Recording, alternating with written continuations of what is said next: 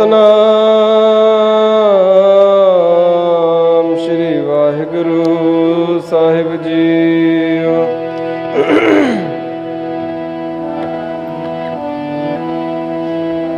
ओ आरी वंजा कोली वंजा तू पर्बत मेरा उलारा। हाँ बल जाई लख लख बरिया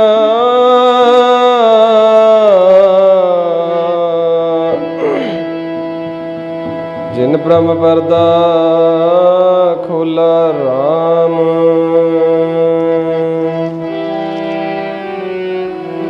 मिटे अंधारे तजे बिकारे ठाकुर स्यो मन माना।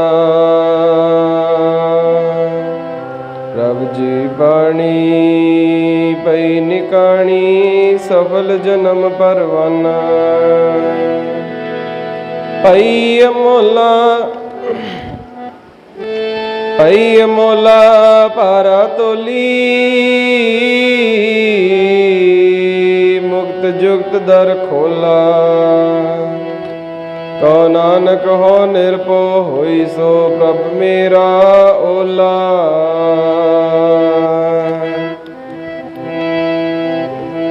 बहुत जन्म बिछरे थे माधो एहो जन्म तुम्हारे लेखे। जन्म तुम्हारे लेखे। बहुत जन्म बिछरे थे माधो जन्म तुम्हारे लेखे।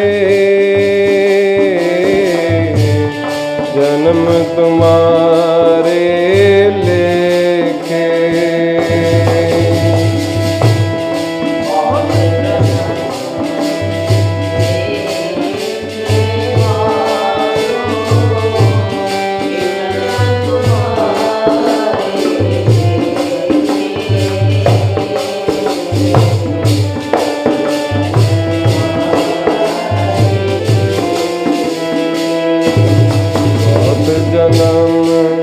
बिछरे थे माधो जन्म तुम्हारे लेखे। जन्म तुम्हारे लेखे।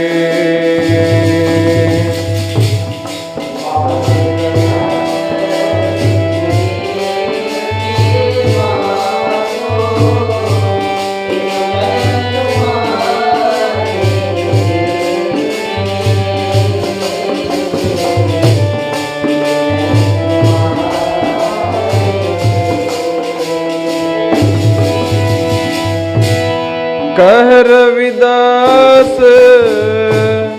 आस लग जीवो चिर पयो दर्शन देखे।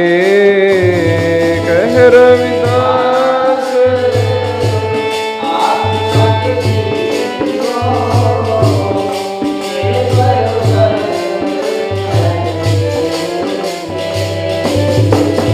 रविदास आस लग जीवो चिर पयो दर्शन देखे।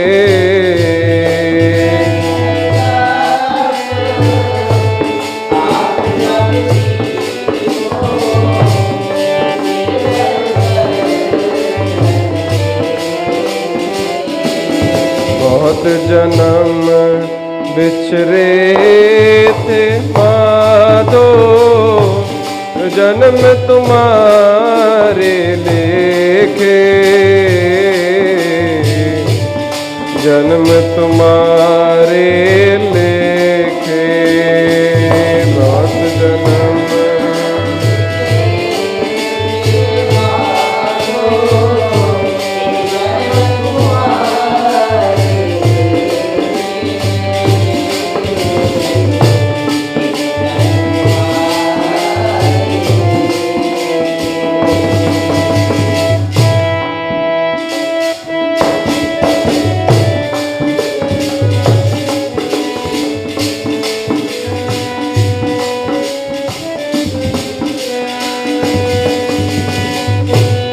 हम सर दीन दयाल न तुम सर,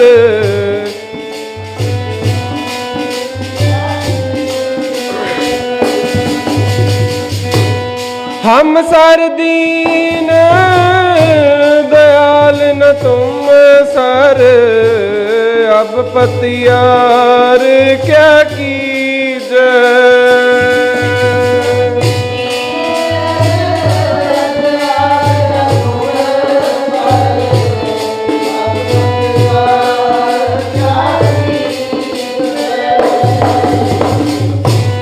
हम सर दीन दयाल न तुम सर, क्या कीजे।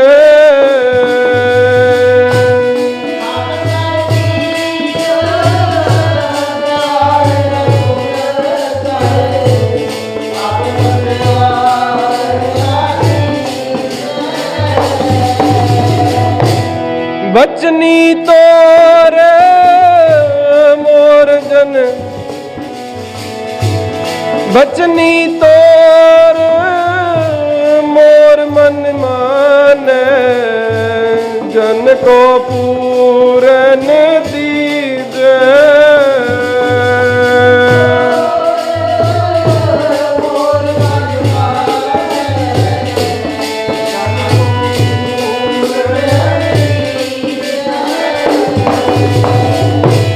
बचनी तोर मोर मन माने, जन को पूरन दीजे।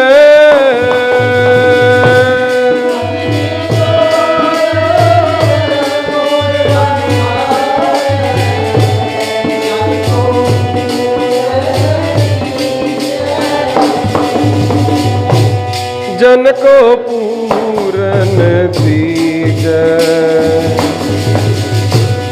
जन को पूरन दीजे।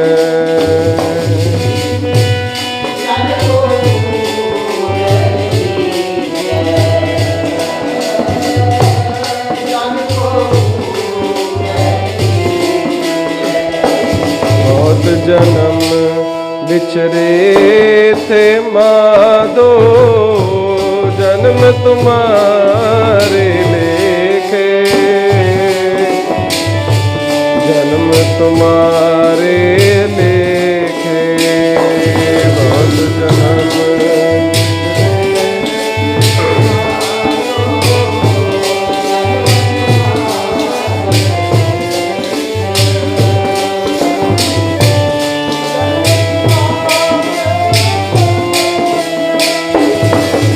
जन्म बिछरे थे माधो, जन्म तुम्हारे लेखे,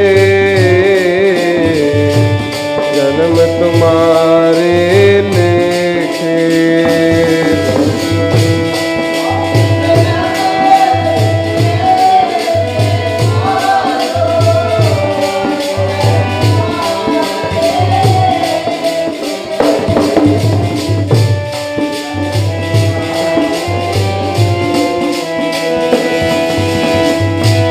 कह रविदास आस लग जीवो, तेर पयो दर्शन देखे,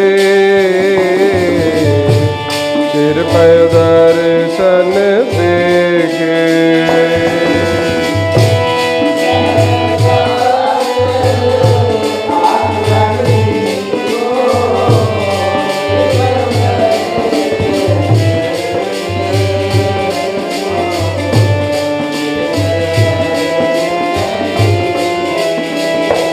बहुत जन्म बिछरे थे माधो, जन्म तुम्हारे लेखे, जन्म तुम्हारे लेखे। बहुत जन्म बिछरे थे माधो, जन्म तुम्हारे लेखे,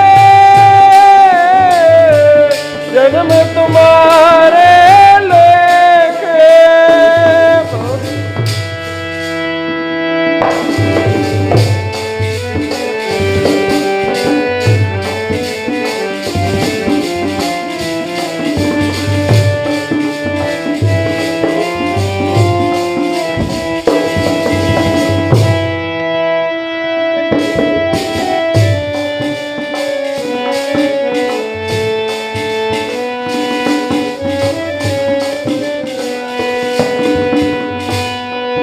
बल जा हाँ बल बल जाओ रमैया कारण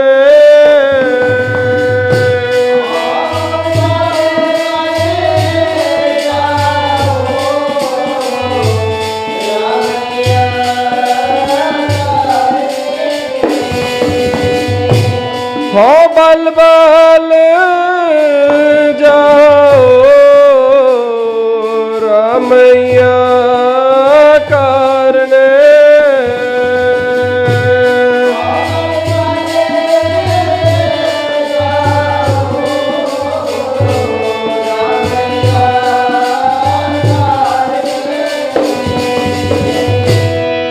कारण कवन बोल बोल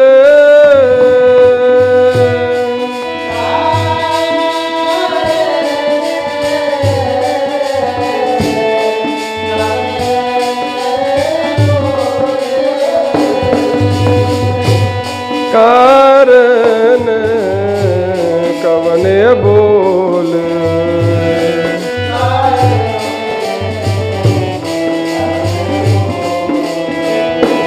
कारण कवन बोल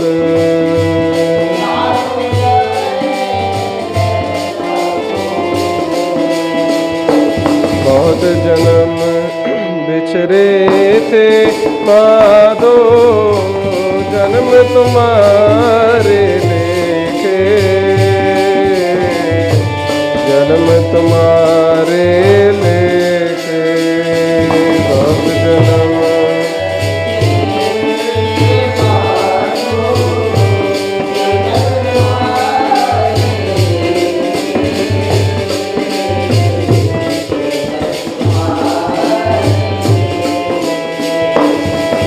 जन्म बिछरे थे मान जन्म तुम्हारे देखे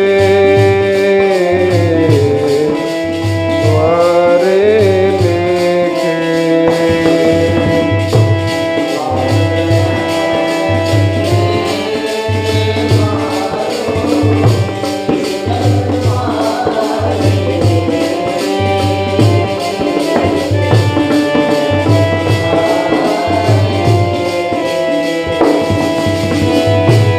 कह रविदास आस लग जीवो चिर पयो दर्शन देखे चिर पयो दर्शन देखे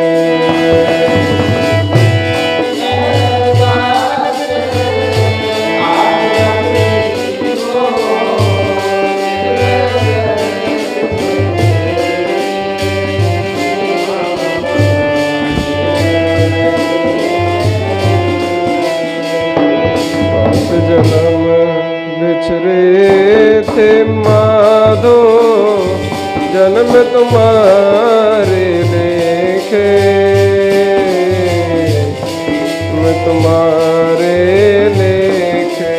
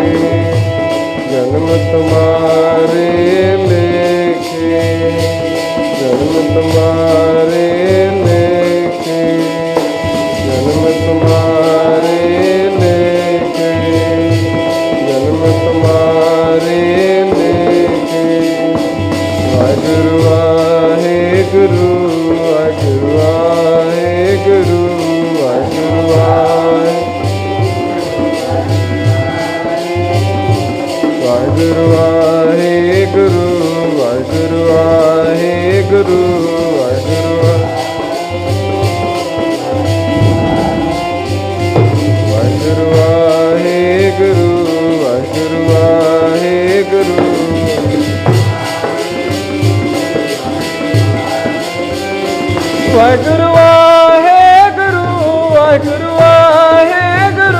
ਵਾਹਿਗੁਰੂ ਵਾਹਿਗੁਰੂ ਵਾਹਿਗੁਰੂ ਵਾਹਿਗੁਰੂ ਵਾਹਿਗੁਰੂ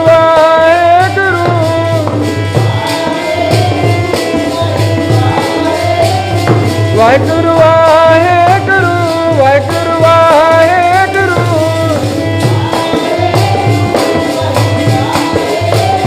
ਵਾਹਿਗੁਰੂ ਵਾਹਿਗੁਰੂ ਵਾਹਿਗੁਰੂ ਵਾਹਿਗੁਰੂ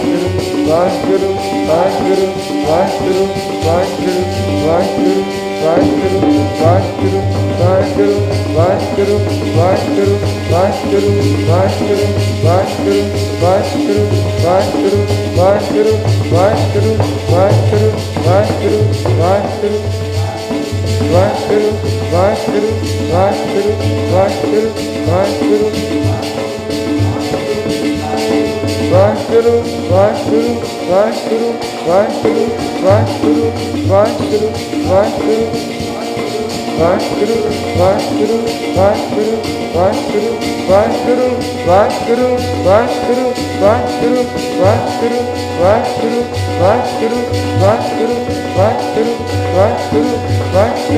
ਵਾਹਿਗੁਰੂ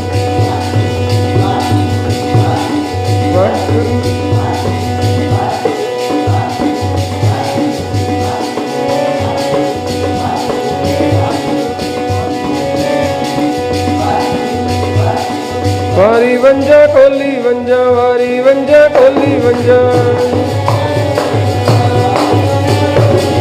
ਵਾਰੀ ਵੰਜਾ ਕੋਲੀ ਵੰਜਾ ਵਾਰੀ ਵੰਜਾ ਕੋਲੀ ਵੰਜਾ ਵਾਰੀ ਵੰਜਾ ਕੋਲੀ ਵੰਜਾ ਤੂੰ ਪਰਬਤ ਮੇਰਾ ਓਲਾ ਵਾਰੀ ਵੰਜਾ ਕੋਲੀ ਵੰਜਾ ਵਾਰੀ ਵੰਜਾ ਕੋਲੀ ਵੰਜਾ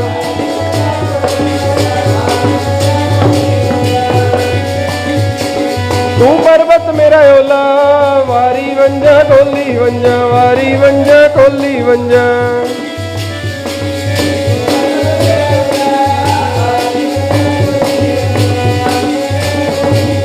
ਵਾਰੀ ਵੰਜਾ ਕੋਲੀ ਵੰਜਾ ਵਾਰੀ ਵੰਜਾ ਕੋਲੀ ਵੰਜਾ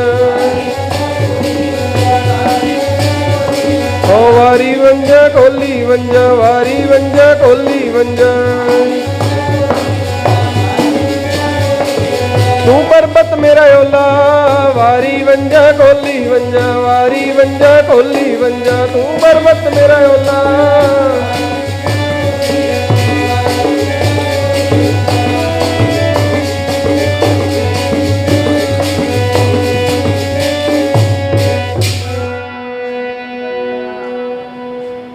परम सत्कारजनक सतगुਰਾਂ ਦੀ ਸਾਜੀ ਔਰ ਨਿਵਾਜੀ ਗੁਰੂ ਪਿਆਰੇ ਗੁਰੂ ਸਵਾਰੇ ਸਾਧ ਸੰਗਤ ਰਸਨਾ ਪਵਿੱਤਰ ਕਰੋ ਗੁਰੂ ਮਹਾਰਾਜ ਜੀ ਦੀ ਫਤਿਹ ਨਾਲ ਸਾਂਝ ਪਾਓ ਸਾਰੇ ਇੱਕ ਵਾਰੀ ਗੱਜ ਕੇ ਆਖੋ ਜੀ ਵਾਹਿਗੁਰੂ ਜੀ ਕਾ ਖਾਲਸਾ ਵਾਹਿਗੁਰੂ ਜੀ ਕੀ ਫਤਿਹ। ਸਾਧ ਸੰਗਤ ਰਹਿੰਦੇ ਸਮੇਂ ਤੋਂ ਵੀ ਲਾਭ ਉਠਾਉਣ ਵਾਸਤੇ अपने चित्त बिरतियों ਨੂੰ ਇਕਾਗਰ ਕਰੋ। ਕਾਫੀ ਸਮੇਂ ਤੋਂ ਆਪ ਸਤਿਗੁਰਾਂ ਦੇ ਹਾਜ਼ਰੀਆਂ ਭਰਦੇ ਹੋਏ ਗੁਰਬਾਣੀ ਦੇ ਕੀਰਤਨ ਦਾ ਆਨੰਦ ਮਾਣ ਰਹੇ ਹੋ। ਰਹਿੰਦੇ ਸਮੇਂ ਤੋਂ ਵੀ ਲਾਭ ਉਠਾਉਣ ਵਾਸਤੇ ਆਪਣੀ ਚਿੱਤ ਬਿਰਤੀਆਂ ਇਕਾਗਰ ਕਰੋ। ਖਿਆਲਾਂ ਨੂੰ ਬਾਹਰ ਜਾਣ ਤੋਂ ਰੋਕੋ। ਗੁਰੂ ਚਰਨਾਂ ਵਿੱਚ ਨਮਸਕਾਰ ਕਰਨ ਉਪਰੰਤ ਆਪਾਂ ਮਹਾਰਾਜ ਦੇ ਚਰਨਾਂ ਵਿੱਚ ਬੈਠਦੇ ਜਾਈਏ। ਆਪਾਂ ਜਿਸ ਮਨੋਰਥ ਵਾਸਤੇ ਇਕੱਤਰ ਹੋਏ ਹਾਂ ਉਹ ਮਨੋਰਥ ਸਿੱਧ ਕਰਨ ਵਾਸਤੇ ਬੁੱਧ ਨੂੰ ਪੂਰੀ ਤਰ੍ਹਾਂ ਸ਼ਬਦ ਔਰ ਵਿਚਾਰ ਦੇ ਸਨਮੁਖ ਕਰ ਦਿਓ, ਤਾਂ ਜੋ ਆਪਾਂ ਨੂੰ ਆਪਣੇ ਕੀਤੇ ਹੋਏ ਉਦਮ ਦਾ ਇਸ ਪ੍ਰਸ਼ਾਰਥ ਦਾ ਪੂਰਾ ਲਾਭ प्राप्त हो सके। साध संगत जिहड़ा आने वाला हफ्ता है 14 तरीक, एक उस तो अगला हफ्ता 28 तरीक, इन्हां दोनों दिनों के विच दो गुरपुरब का संबंध श्री गुरु तेग बहादुर जी महाराज जी के नाल संबंध है। जिहड़ा 14 तरीक नूं आउणा है वो है गुरगद्दी दिवस, और आने वाले उस तो बाद फिर 28 तरीक के करीब है प्रकाश दिहाड़ा। इस करके जिन्ना अपने पास समा बचा है, इस समय दौरान आपां सतगुरु जी के धन गुरु तेग बहादुर जी महाराज जी के पवित्र जीवन बाबत ही विचार करनी है। साहिब गुरु तेग बहादुर जी महाराज साढ़े 10 गुरु साहिबान दे विचों इको एक गुरु साहिब ने जिन्हां दा अवतार श्री अमृतसर साहिब की पवित्र धरती ते है। मीरी पीरी दे पातशाह श्री गुरु हरगोबिंद साहिब जी के ग्रह माता नानकी जी की पवित्र कुखों। गुरु हरगोबिंद साहिब जी महाराज जी के 5 पुत्र सन। वड्डे बाबा गुरदित्ता जी, बाबा सूरजमल जी, बाबा अनी राय, बाबा अटल राय, ते सब तो छोटे गुरु तेग बहादुर जी महाराज। बहुत सारे विद्वानों का मत ऐसा भी है कि बचपन का नाम त्यागमल सी। मीरी पीरी दे पातशाह श्री गुरु हरगोबिंद साहिब जी महाराज जी ने अपने छोटे साहिबजादे नूं चौथे जंग दौरान तेग चलाउंदे देख के ये बचन किया, मैं त्यागमल नहीं, ये मेरा तेग बहादुर है। नाम तेग बहादुर पै गया। और ये गल भी आप सारे भली प्रकार जानते हाँ कि मीरी पीरी दे पातशाह गुरु हरगोबिंद साहिब जी महाराज जी ने तो अपने पोतरे नूं गुरता गद्दी बख्शी सी, पर गुरु हरगोबिंद साहिब जी महाराज जी अपने छोटे साहिबजादे नूं हमेशा ही अपने नाल सिंघासन ते बिठाउंदे, उन्होंने बड़ा सत्कार देंदे। एक बार माता नानकी जी ने बेनती भी की, उदों तक गुरु हरगोबिंद साहिब जी महाराज जी ने अपने पोतरे हर राय साहिब जी ने गुरता गद्दी बख्श दी सी कि महाराज मेरा छोटा साहिबजादा है, अब बड़ा सीधे साधे भोले भाले सुभाव का है, ना किसी नाल ज़्यादा गलबात करता है, ना गुरु घर दे विच इसदी कोई रुचि है, और ना ही संगतां नाल इन्हें कोई वाह वास्ता रखा है। मैंने चिंता इहदा निर्वाह किवें होवेगा। इहदा सुभाव बड़ा ही सीधा है, और बावजूद इसदे आप हमेशा इसनूं अपने नाल सिंघासन ते बिठाउंदे हो, इसनूं बड़ा सत्कार दिंदे हो। गुरु हरगोबिंद साहिब जी महाराज कहन लगे कि एक वक्त आएगा गुरु नानक दे घर दा रूहानीयत दा खजाना है, इन्हां उपर भी बख्शिश होगी। पाप गुरता गद्दी उपर समा पाप के भी सुशोभित होणगे। और यह भी वार दिता कि इन्हां दे ग्रह किसी महान तेज प्रतापी का जन्म भी होना। तो साध संगत मानो एको वेले सतगुरु जी ने 2 वरदान दे दिते। एक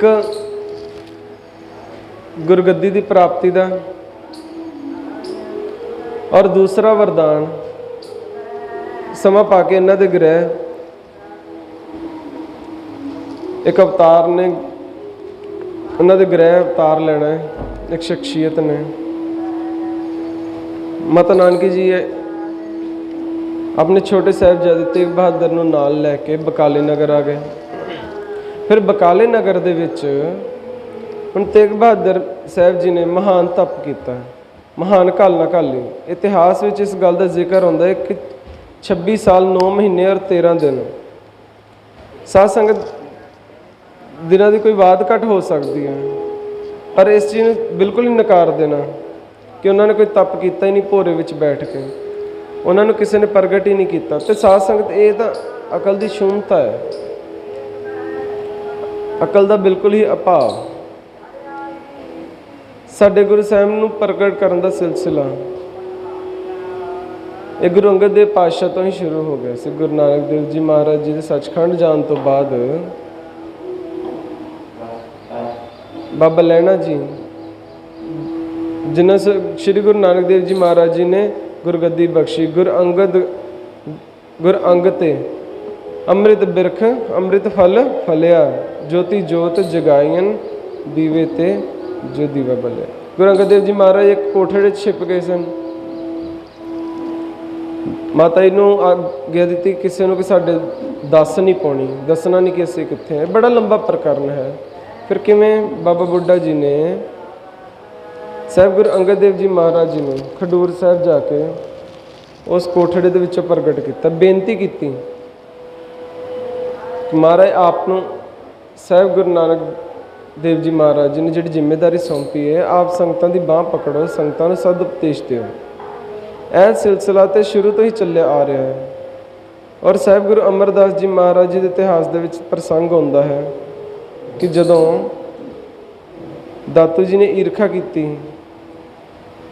साहिब गुरु अमरदास जी महाराज जी की तो कोई इच्छा नहीं ना दुनियावी दी वड्याइयां लैण दी, वो भी एक कोठड़े विच छुप के बैठ गए, अपने आप नूं अंदर बंद कर लिया। ऐसा भी जिक्र होंदा है इतिहास दे विच कि बूहे अगे एक तख्ता लगा दिता कि जिहड़ा इस बूहे नूं खोलूगा और सिक्खी तो खारज मन्ने जाएगा। फिर बाबा बुड्ढा जी ने परोपकार नूं मद्देनज़र रखदिआं साहिब गुरु अमरदास जी महाराज जी ने कोठड़े विच प्रगट किया, सिक्खी विच खारज भी ना होए और बूहा भी ना खोलिया। इतिहास विच जिक्र होंदा है कि दीवार नूं ही सन ला लिया, सन ला के इस कोठड़े अंदर प्रवेश होए। इस गल की शहादत अज भी दे रहा है गुरुद्वारा सन साहिब। बेनती करन तो भाव साध संगत समय समय सिख साडे गुरु साहिबान नूं प्रगट करते रहे। देखो मर जीवड़ियां की निशानी हुंदी है। जदों सिप्पी पानी उपर तैरती है, उहदा मूँह खुला हुंदा ना समान वाल, पर अंदरों हुंदी है खाली। जदों उहदे विच सवांती बूंद पै जाती है, सिप्पी का मूँह बंद हो जाता है, उहदे च बड़ा कीमती मोती पैदा होता है, उहदा वजन हो जाता है ज़्यादा, तो फिर समुंदर के उपर नहीं तैरती बल्कि सिप्पी समुंदर के तह हेठ चल जाती।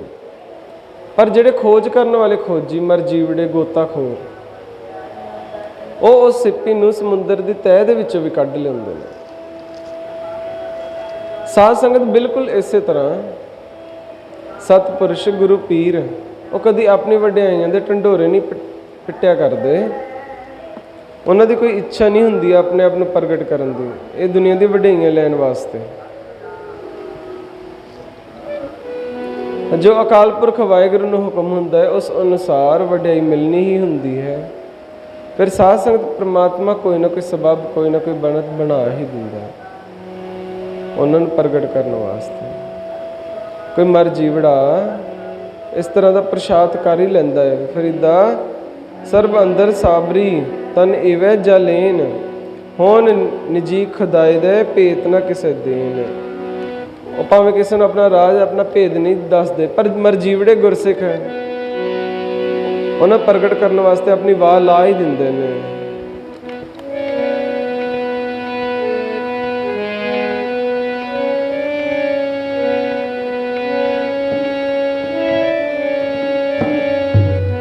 ओ तां भेद किसे नूं ना दस दे नजीक वस दे नजीक रब दे। ओ तां भेद किसे नूं ना दस दे वस दे नजीक रब दे। ओ तां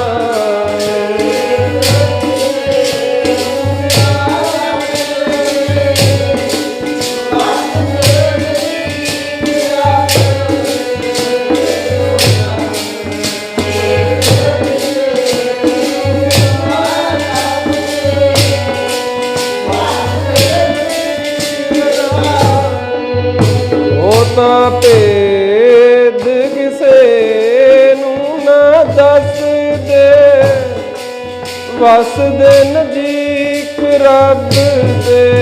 ओ तां भेद ना किसे नूं दस दे वस दे नजीक रब दे। ओ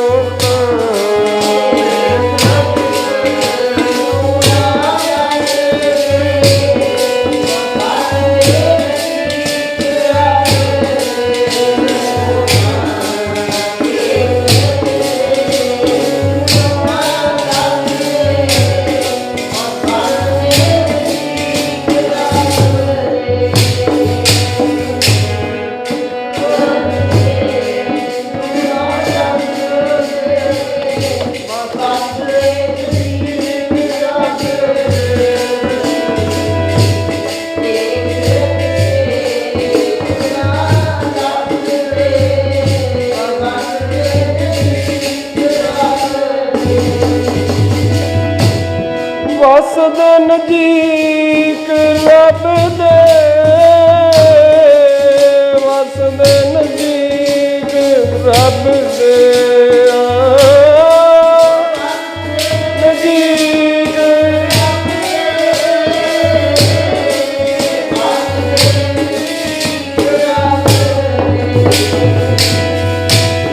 ਵਸਦੇ ਨਜ਼ਦੀਕ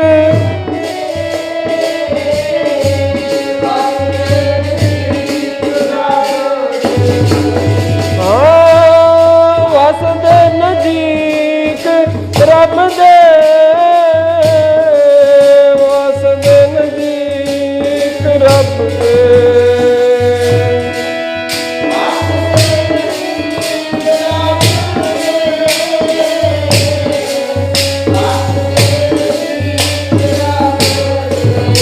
ਉਹ ਤਾਂ ਭੇਦ ਕਿਸੇ ਨੂੰ ਨਾ ਦੱਸਦੇ, ਵਸਦੇ ਨਜ਼ਦੀਕ ਰੱਬ ਦੇ, ਉਹ ਤਾਂ ਭੇਦ ਕਿਸੇ, ਵਸਦੇ ਨਜ਼ਦੀਕ ਰੱਬ ਦੇ, ਉਹ ਤਾਂ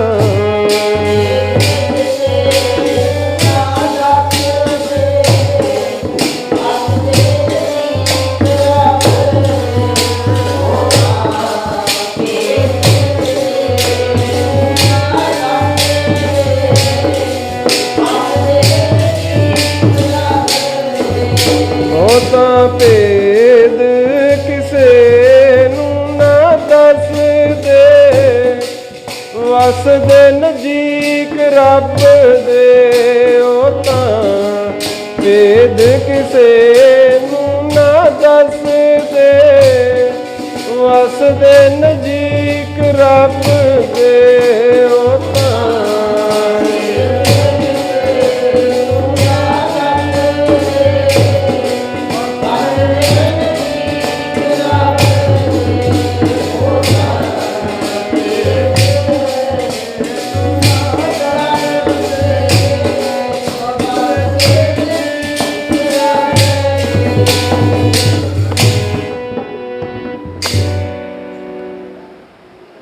ਤੇ ਸਾਧ ਸੰਗਤ, ਇਹੋ ਜਿਹੇ ਗੁਰਸਿੱਖ ਉਹ ਵੀ ਸਾਧਾਰਨ ਹਸਤੀਆਂ ਨਹੀਂ ਹੁੰਦੇ। ਬਾਬਾ ਬੁੱਢਾ ਸਾਹਿਬ ਜੀ ਹਸਤੀ ਹੋਰ ਕੌਣ ਹੋ ਸਕਦੀ ਹੈ? ਉਹ ਤਾਂ ਸਾਹਿਬ ਗੁਰੂ ਨਾਨਕ ਦੇਵ ਜੀ ਮਹਾਰਾਜ ਜੀ ਦੇ ਸਮੇਂ ਤੋਂ ਹੀ ਆਦਿ ਸਿੱਖ ਚੱਲੇ ਆ ਰਹੇ ਨੇ, ਕਿਤਨੀ ਬਖਸ਼ਿਸ਼ ਦੇ ਪਾਤਰ ਨੇ। ਸਾਹਿਬ ਗੁਰੂ ਅੰਗਦ ਦੇਵ ਜੀ ਮਹਾਰਾਜ ਜੀ ਨੇ ਉਹਨਾਂ ਨੂੰ ਮੁਖਾਤਬ ਹੋ ਕੇ ਇਹੀ ਕਿਹਾ ਸੀ ਨਾ ਕਿ ਬਾਬਾ ਜੀ ਤੁਹਾਡੇ ਉੱਪਰ ਤੇ ਪਹਿਲੇ ਗੁਰੂ ਨਾਨਕ ਦੀ ਕਿਰਪਾ ਹੈ, ਤੁਸੀਂ ਉਪਦੇਸ਼ ਦੀ ਯਾਚਨਾ ਕਰ ਰਹੇ ਹੋ, ਤੁਹਾਨੂੰ ਤਾਂ ਜ਼ਰੂਰਤ ਹੀ ਨਹੀਂ ਉਪਦੇਸ਼ ਦੀ। ਦਿਖਿਆ ਆਖ ਬੁਝਾਇਆ ਸਿਫਤੀ ਸੱਚ ਸਮਿਓ, ਤਿੰਨ ਕੋ ਕਿਆ ਉਪਦੇਸੀ ਹੈ ਜਿਨ ਗੁਰੂ ਨਾਨਕ ਦਿਓ। ਕਿਤਨੀ ਵੱਡੀ ਹਸਤੀ ਸਨ ਬਾਬਾ ਬੁੱਢਾ ਸਾਹਿਬ ਜੀ। ਮਾਤਾ ਗੰਗਾ ਜੀ ਨੇ ਇਤਿਹਾਸ ਪੜ੍ਹੋ, ਜਦੋਂ ਸਾਹਿਬ ਗੁਰੂ ਅਰਜਨ ਦੇਵ ਜੀ ਮਹਾਰਾਜ ਜੀ ਦੇ ਚਰਨਾਂ ਵਿੱਚ ਬੇਨਤੀ ਕੀਤੀ, ਸੰਗਤਾਂ ਆਪ ਦੇ ਦਰੋਂ ਕਰੋ ਵਰਸਾ ਰਹੀਆਂ ਨੇ, ਸ਼ਰਧਾਵਾਨਾਂ ਨੂੰ ਪਦਾਰਥ ਪ੍ਰਾਪਤ ਹੋ ਰਹੇ ਨੇ। ਆਪਣੇ ਘਰ ਵਿੱਚ ਝਾਤੀ ਮਾਰ ਕੇ ਵੇਖ ਲਓ, ਹਜੇ ਤੱਕ ਘਰ ਵਿੱਚ ਕੋਈ ਸਾਹਿਬਜ਼ਾਦਾ ਨਹੀਂ ਹੋਇਆ। ਮਹਾਰਾਜ ਕਹਿਣ ਲੱਗੇ ਕਿ ਭਾਗਾਂ ਵਾਲਿਓ, ਠੀਕ ਹੈ ਸਾਡੇ ਪਾਸ ਗੁਰੂ ਨਾਨਕ ਦਾ ਖਜ਼ਾਨਾ ਤਾਂ ਹੈ, ਪਰ ਇਸ ਖਜ਼ਾਨੇ ਦੀ ਚਾਬੀ ਗੁਰੂ ਨਾਨਕ ਦੇ ਘਰ ਤੋਂ ਵਰਸਾਏ ਹੋਏ ਗੁਰਸਿੱਖਾਂ ਦੇ ਪਾਸ ਹੈ। ਅਨਹਦ ਬਾਣੀ ਪੂੰਜੀ ਸੰਤਨ ਹੱਥ ਰਾਖੀ ਪੂੰਜੀ। ਜੇ ਤੁਹਾਡਾ ਕੋਈ ਮਨੋਰਥ ਹੈ ਤਾਂ ਗੁਰੂ ਨਾਨਕ ਦੇਵ ਜੀ ਦੇ ਅਨੰਦ ਸੇਵਕ ਬਾਬਾ ਬੁੱਢਾ ਜੀ ਤੇ ਸੇਵਾ ਦੁਆਰਾ ਉਹਨਾਂ ਦੀ ਪ੍ਰਸੰਨਤਾ ਲੈ ਲਓ। ਜੇ ਉਹ ਬਚਨ ਕਰ ਦੇਣ ਤਰੁੱਠ ਕੇ, ਤੁਹਾਡੇ ਮਨ ਦਾ ਇਹ ਸ਼ੁਭ ਮਨੋਰਥ ਪੂਰਾ ਹੋ ਸਕਦਾ ਹੈ। ਬਹੁਤ ਵਾਰ ਆਪਨੇ ਪ੍ਰਸੰਗ ਸੁਣਿਆ ਹੋਵੇਗਾ। ਫਿਰ ਸਾਧ ਸੰਗਤ, ਗੁਰੂ ਅਰਜਨ ਦੇਵ ਜੀ ਮਹਾਰਾਜ ਜੀ ਨੇ ਆਪਣੇ ਮਹਿਲ ਮਾਤਾ ਗੰਗਾ ਜੀ ਨੂੰ ਪ੍ਰੇਰਿਆ ਬਾਬਾ ਬੁੱਢਾ ਜੀ ਦੀ ਸੇਵਾ ਵਾਸਤੇ। ਫਿਰ ਸਮਾਂ ਪਾ ਕੇ ਬਾਬਾ ਬੁੱਢਾ ਜੀ ਨੇ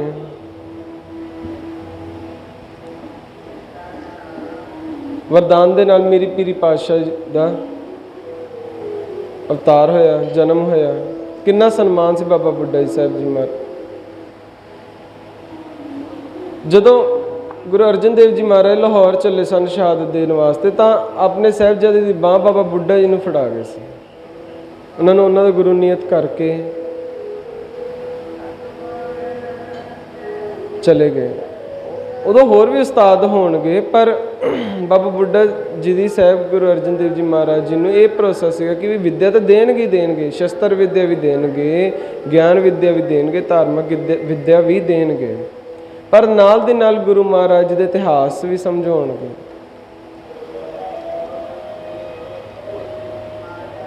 ਉਹਨਾਂ ਨੂੰ ਇੱਕ ਇੱਕ ਗੱਲ ਦਾ ਸਮਝਾਉਣਗੇ, ਕਿਉਂਕਿ ਗੁਰੂ ਨਾਨਕ ਪਾਤਸ਼ਾਹ ਤੋਂ ਲੈ ਕੇ ਬਾਬਾ ਬੁੱਢਾ ਸਾਹਿਬ ਜੀ ਸਿੱਖ ਸਨ। ਬਹੁਤ ਛੋਟੀ ਉਮਰੇ ਹੀ ਉਹਨਾਂ ਨੇ ਸਿੱਖੀ ਧਾਰਨ ਕਰ ਲਈ ਸੀ। ਆਪਾਂ ਜਿੱਥੇ ਆਪਣੇ ਬੱਚਿਆਂ ਨੂੰ ਹੋਰ ਤਾਲੀਮ ਦਿਵਾਉਂਦੇ ਹਾਂ, ਆਪਾਂ ਇੱਧਰ ਨਹੀਂ ਧਿਆਨ ਦਿੰਦੇ, ਪਰ ਆਪਾਂ ਨੂੰ ਵੀ ਕੋਸ਼ਿਸ਼ ਕਰਨੀ ਚਾਹੀਦੀ ਹੈ ਕਿ ਵੀ ਉਹਨਾਂ ਨੂੰ ਗੁਰਬਾਣੀ ਸਿੱਖਣ ਵਾਸਤੇ ਪ੍ਰੇਰਿਤ ਕਰਨਾ ਚਾਹੀਦਾ ਹੈ, ਸ਼ਸਤਰ ਵਿੱਦਿਆ ਵਾਸਤੇ ਪ੍ਰੇਰਿਤ ਕਰਨਾ ਚਾਹੀਦਾ ਹੈ। ਸਰ ਉਹ ਵਿਚਾਰ ਬਾਬਾ ਬੁੱਢਾ ਸਾਹਿਬ ਜੀ ਦਾ ਕਿੰਨਾ ਪਿਆਰ ਸੀ ਗੁਰੂ ਹਰਗੋਬਿੰਦ ਸਾਹਿਬ ਜੀ ਦੇ ਨਾਲ, ਗੁਰੂ ਨਾਨਕ ਪਾਤਸ਼ਾਹ ਦੇ ਨਾਲ। ਗੁਰੂ ਹਰਗੋਬਿੰਦ ਸਾਹਿਬ ਜੀ ਕਿੰਨਾ ਸਤਿਕਾਰ ਕਰਦੇ ਸਨ। ਜਦੋਂ ਬਾਬਾ ਬੁੱਢਾ ਜੀ ਨੇ ਸੱਚਖੰਡ ਜਾਣ ਦੀ ਤਿਆਰੀ ਕੀਤੀ ਤਾਂ ਉਹਨਾਂ ਨੇ ਬੇਨਤੀ ਕੀਤੀ ਗੁਰੂ ਹਰਗੋਬਿੰਦ ਸਾਹਿਬ ਜੀ ਨੂੰ ਕਿ ਆਪ ਕਿਰਪਾ ਕਰੋ ਕਿ ਸਰੀਰ ਰੂਪੀ ਝੋਲਾ ਪੁਰਾਣਾ ਹੋ ਗਿਆ। ਅਸੀਂ ਚਾਹੁੰਦੇ ਹਾਂ ਕਿ ਅਸੀਂ ਜਦੋਂ ਸੱਚਖੰਡ ਜਾਈਏ, ਸਾਡੀ ਇੱਛਾ ਇਹ ਹੈ ਕਿ ਵੀ ਅਸੀਂ ਜਦੋਂ ਵੀ ਆਖਰੀ ਸਵਾਸ ਲਈਏ ਤਾਂ ਤੁਹਾਡਾ ਮੁੱਖ ਸਾਡੇ ਸਨਮੁਖ ਹੋਣਾ ਚਾਹੀਦਾ ਹੈ। ਉਹਨਾਂ ਦੀ ਬੇਨਤੀ ਕਰਨ ਤੋਂ ਭਾਵ ਕਿ ਤੁਹਾਡੇ ਦਰਸ਼ਨ ਕਰਦਿਆਂ ਮੈਂ ਆਪਣੇ ਭੌਤਿਕ ਸਰੀਰ ਦਾ ਤਿਆਗ ਕਰਾਂ। ਅਤੇ ਸਾਧ ਸੰਗਤ ਇਹ ਵੀ ਇਤਿਹਾਸ ਵਿੱਚ ਜ਼ਿਕਰ ਹੁੰਦਾ ਹੈ ਕਿ ਗੁਰੂ ਹਰਗੋਬਿੰਦ ਸਾਹਿਬ ਜੀ ਮਹਾਰਾਜ ਜੀ ਨੇ ਫਿਰ ਆਪ ਬਾਬਾ ਬੁੱਢਾ ਸਾਹਿਬ ਜੀ ਦੀ ਭਾਵਨਾ ਨੂੰ ਪੂਰਨ ਕੀਤਾ। ਜਦੋਂ ਬਾਬਾ ਬੁੱਢਾ ਜੀ ਸਰੀਰ ਛੱਡਣ ਦੀ ਤਿਆਰੀਆਂ ਕਰ ਰਹੇ ਸਨ, ਗੁਰੂ ਹਰਗੋਬਿੰਦ ਸਾਹਿਬ ਜੀ ਮਹਾਰਾਜ ਉਹਨਾਂ ਨੂੰ ਮਿਲਣ ਵਾਸਤੇ ਪਹੁੰਚੇ। ਉਹਨਾਂ ਦੇ ਦਰਸ਼ਨ ਕਰਦਿਆਂ ਬਾਬਾ ਬੁੱਢਾ ਜੀ ਨੇ ਆਪਣੇ 5 ਭੌਤਿਕ ਸਰੀਰ ਦਾ ਤਿਆਗ ਕੀਤਾ।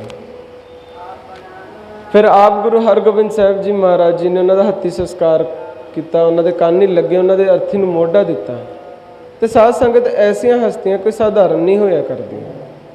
ਬਿਲਕੁਲ ਇਸੇ ਤਰ੍ਹਾਂ ਹੀ ਜਿਸ ਹਸਤੀ ਨੇ ਮੱਖਣ ਸ਼ਾਹ ਲੁਬਾਣੀ ਸਾਹਿਬ ਗੁਰੂ ਤੇਗ ਬਹਾਦਰ ਜੀ ਮਹਾਰਾਜ ਜੀ ਨੂੰ ਭੋਰੇ ਵਿੱਚ ਪ੍ਰਗਟ ਕੀਤਾ, ਅਤੇ ਸਾਧ ਸੰਗਤ ਉਹ ਵੀ ਕੋਈ ਸਾਧਾਰਨ ਸਿੱਖ ਨਹੀਂ ਸੀ। ਉਹਨਾਂ ਦੇ ਘਰ ਪੁਸ਼ਤਾਂ ਤੋਂ ਹੀ ਸਿੱਖੀ ਚੱਲੀ ਆ ਰਹੀ ਸੀ। ਆਪਣੀ ਸੁਰਤਾਂ ਨੂੰ ਥੋੜ੍ਹੇ ਪਿੱਛੇ ਲੈ ਜਾਈਏ ਗੁਰੂ ਨਾਨਕ ਦੇਵ ਜੀ ਮਹਾਰਾਜ ਜੀ ਦੇ ਚਰਨਾਂ ਦੇ ਵਿੱਚ। ਸਤਨਦੀਪਾਂ 9 ਅਖੰਡਾਂ ਦੀ ਸਾਰ ਲੈਂਦੇ ਹੋਏ ਭਾਈ ਬਾਲੇ ਮਰਦਾਨੇ ਸਮੇਤ ਜਦੋਂ ਸਾਹਿਬ ਗੁਰੂ ਨਾਨਕ ਦੇਵ ਜੀ ਮਹਾਰਾਜ ਜੰਮੂ ਦੇ ਇਲਾਕੇ ਵਿੱਚ ਪਹੁੰਚੇ, ਨਜ਼ਦੀਕ ਟਾਂਡਾ ਨਗਰ ਹੈ, ਉਸ ਦੇ ਬਾਹਰ ਆਪ ਨੇ ਡੇਰਾ ਕੀਤਾ। ਰਾਤ ਬਤੀਤ ਹੋਈ, ਅੰਮ੍ਰਿਤ ਵੇਲੇ ਸਾਵਧਾਨ ਹੋਏ, ਇਸ਼ਨਾਨ ਪਾਣੀ ਕੀਤਾ, ਅਕਾਲ ਪੁਰਖ ਦੀ ਬੰਦਗੀ ਵਿੱਚ ਜੁੜ ਕੇ ਬੈਠੇ।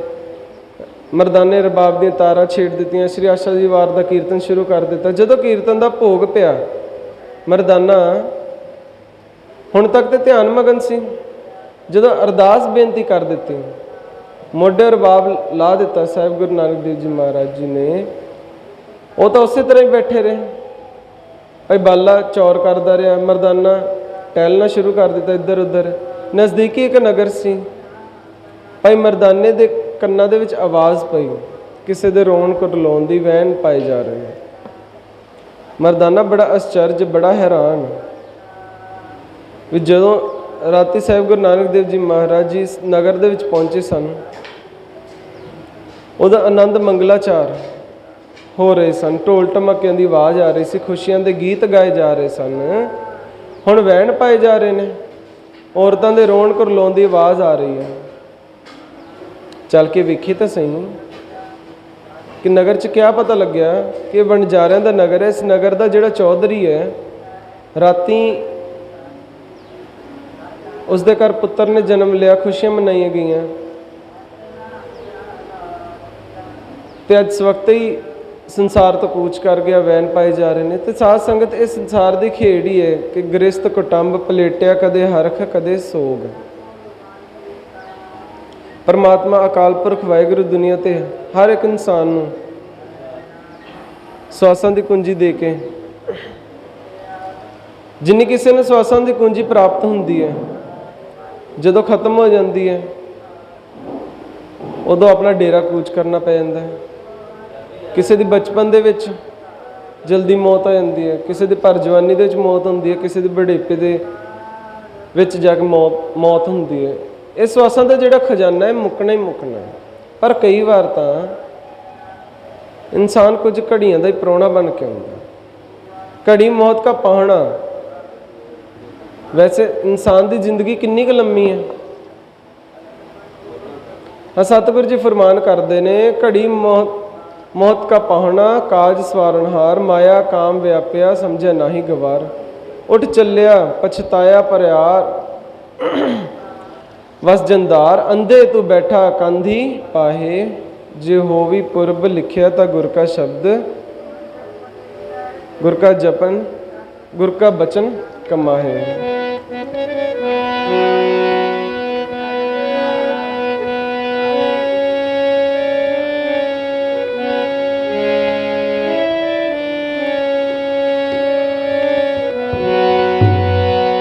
कोई रोज दा परौना आया जग ते, दावे बन्ने मुद्दतां दे।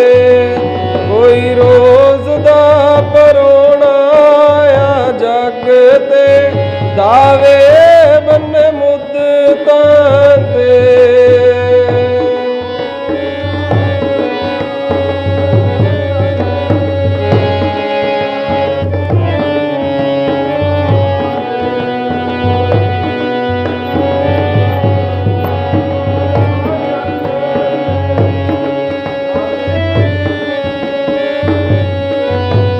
कोई रोज दा परौना आया जग ते, दावे बन्ने मुद्दतां दे। कोई रोज दा परौना आया जग ते, दावे बन्ने मुद्दतां दे।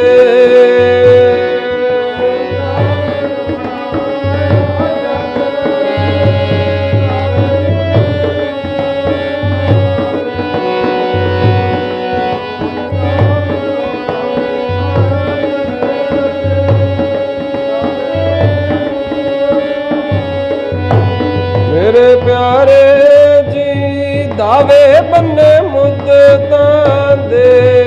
मेरे प्यारे दावे बन्ने मुद्दतां दे।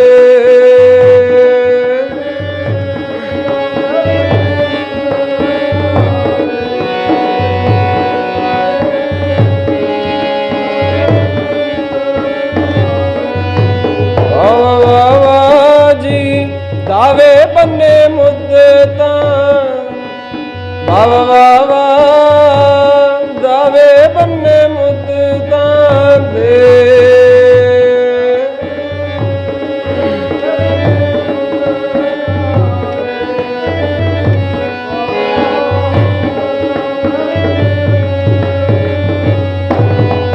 कोई रोज दा परौना आया जग दे, दावे बन्ने मुद्दतां दे।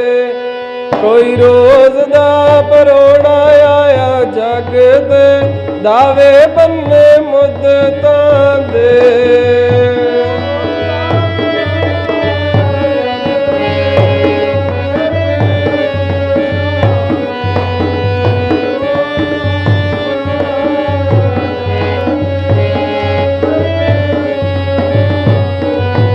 कोई रोज दा परौना आया जग दे, दावे बन्ने मुद्दतां दे।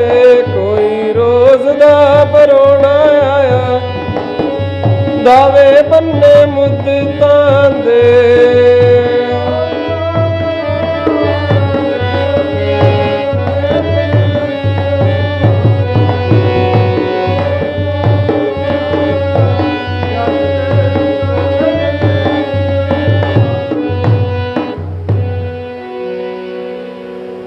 खैर भाई मरदाना तो चौधरी ਨੂੰ ਧੀਰਜ ਦਿੰਦਾ ਹੋਇਆ ਵੀ ਠੀਕ ਹੈ, ਜਿਤਨੀ परमात्मा ने आयु लिखा के लिया सी, जितनी परमात्मा ने आयु दी सी, जितने श्वास दिते सी,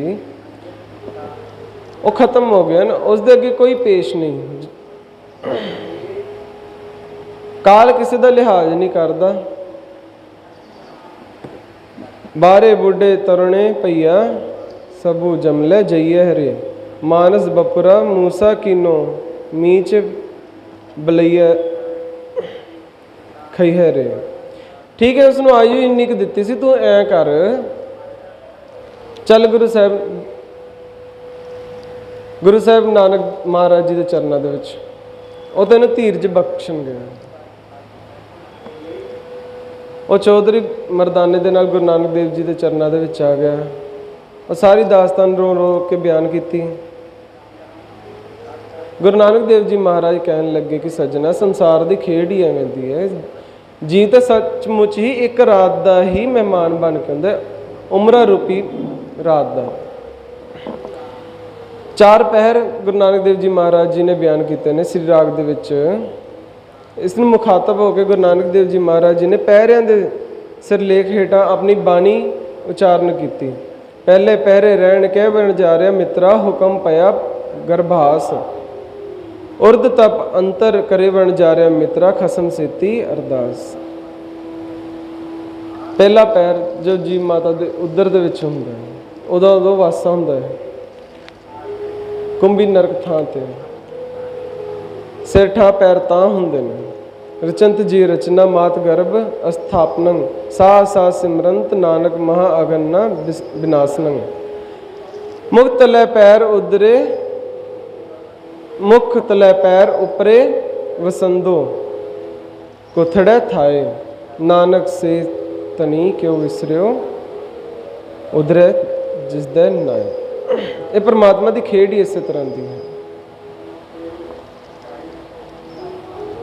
ਉਦੋਂ ਅਰਦਾਸਾਂ ਬੇਨਤੀਆਂ ਕਰਦਾ ਹੈ, ਹੇ ਪ੍ਰਭੂ, ਹੇ ਪਤਿਤ ਪਾਵਨ, ਹੇ ਭਗਤ ਵਿਚਲ, ਹੇ ਦੀਨਾ ਬੰਧੂ, ਇੱਕ ਵਾਰ ਮੈਨੂੰ ਇਸ ਕੁੰਭੀ ਤੋਂ ਬਾਹਰ ਕੱਢ, ਮੈਂ ਸਦਾ ਹੀ ਤੇਰੀ ਬੰਦਗੀ ਕਰੂੰਗਾ।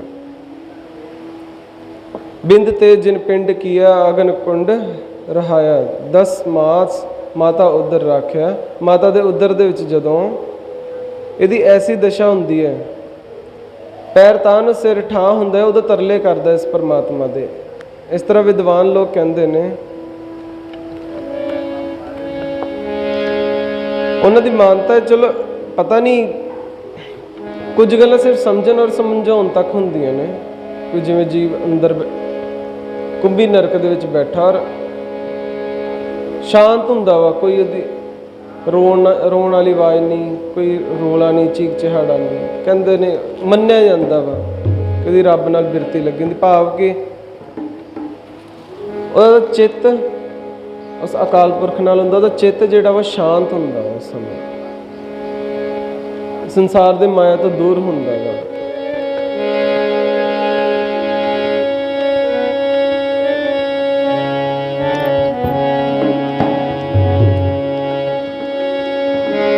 जी मैं नाम जपूंगा तेरा, अंदर की बैठा अरदासा कर रहा है। एक इमेजिनेशन है कवि दी, कविकार दी, लिखण वाले दी, गल समझाउण वाले दी, एक इमेजिनेशन है, सोचनी है। की कहते ने, जी मैं नाम जपूंगा तेरा, इथों मैनू कढ दे गुरा। जी मैं नाम जपूंगा तेरा, इथों मैनू कढ ले गुरा।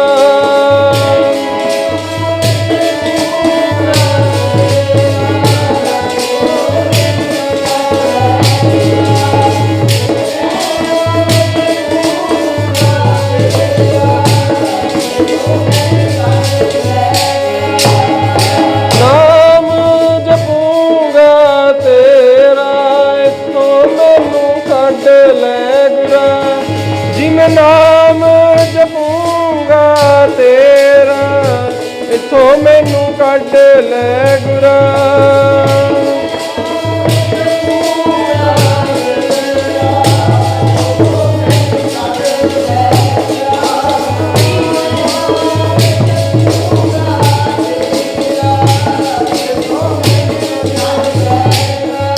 मेरे प्यारे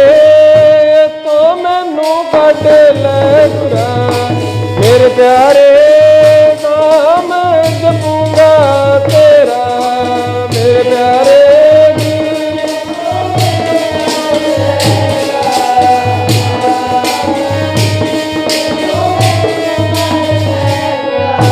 मेरे प्यारे नाम जपूंगा मैं तेरा, प्यारे नाम जपूंगा मैं तेरा।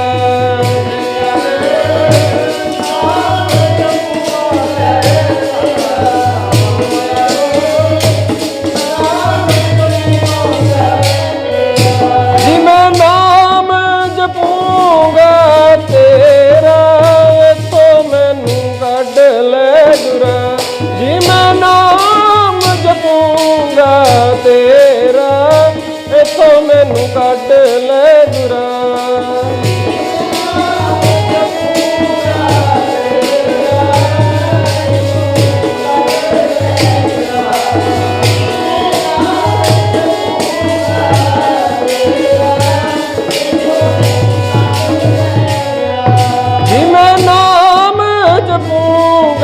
तेरा तो मैनू कढ ले गुरा। जी मैं नाम जपूंगा तेरा तो मैनू कढ ले गुरा।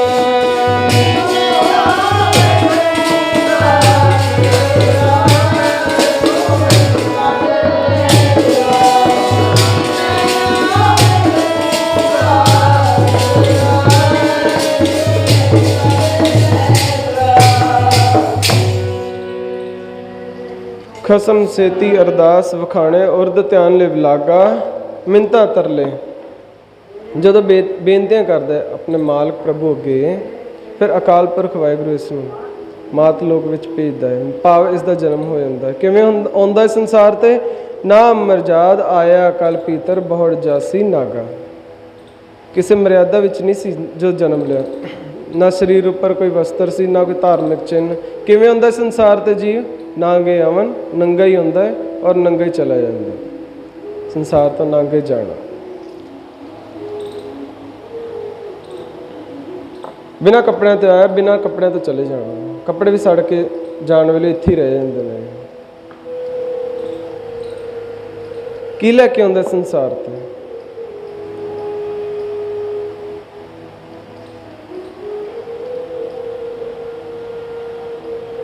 ਇਹ ਸਿਰਫ ਸੰਸਕਾਰਾਂ ਦੀ ਕੁੰਜੀ ਵਿਧਾਤਾ ਨੇ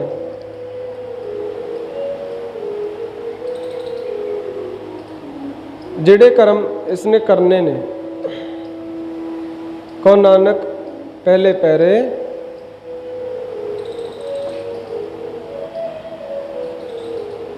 ਕੁੰਭੀ ਰੂਪੀ ਜਿਹੜਾ ਪਹਿਲਾ ਪੈਰ ਹੈ। ਦੂਸਰਾ ਕਿਹੜਾ ਵਾ ਪੈਰ?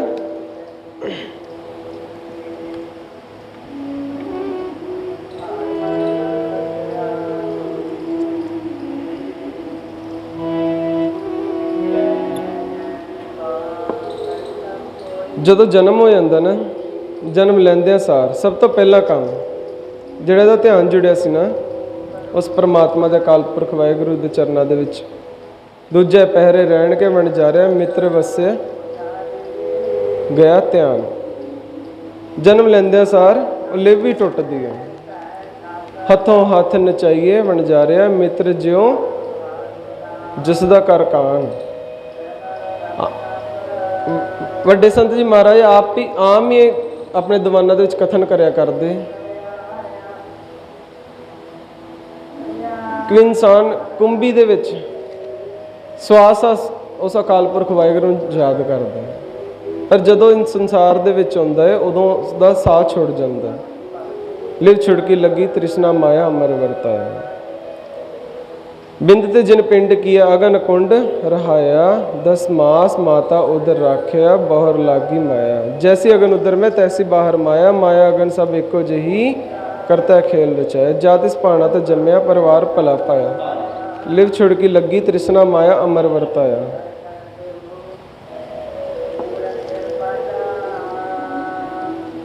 ਇਹ ਮਾਇਆ ਜਿਤ ਹਰ ਵਿਸਰੈ ਮੋਹ ਉਪਜੈ ਭਾਉ ਦੂਜਾ ਲਾਇਆ। ਕਹੈ ਨਾਨਕ ਗੁਰ ਪ੍ਰਸਾਦੀ ਜਿਨ੍ਹਾਂ ਲਿਵ ਲੱਗੀ ਤਿਨ ਵਿੱਚ ਹੀ ਮਾਇਆ ਪਾਇਆ। ਜਿਨ੍ਹਾਂ ਦੀ ਲਿਵ ਲੱਗੀ ਉਹਨਾਂ ਨੇ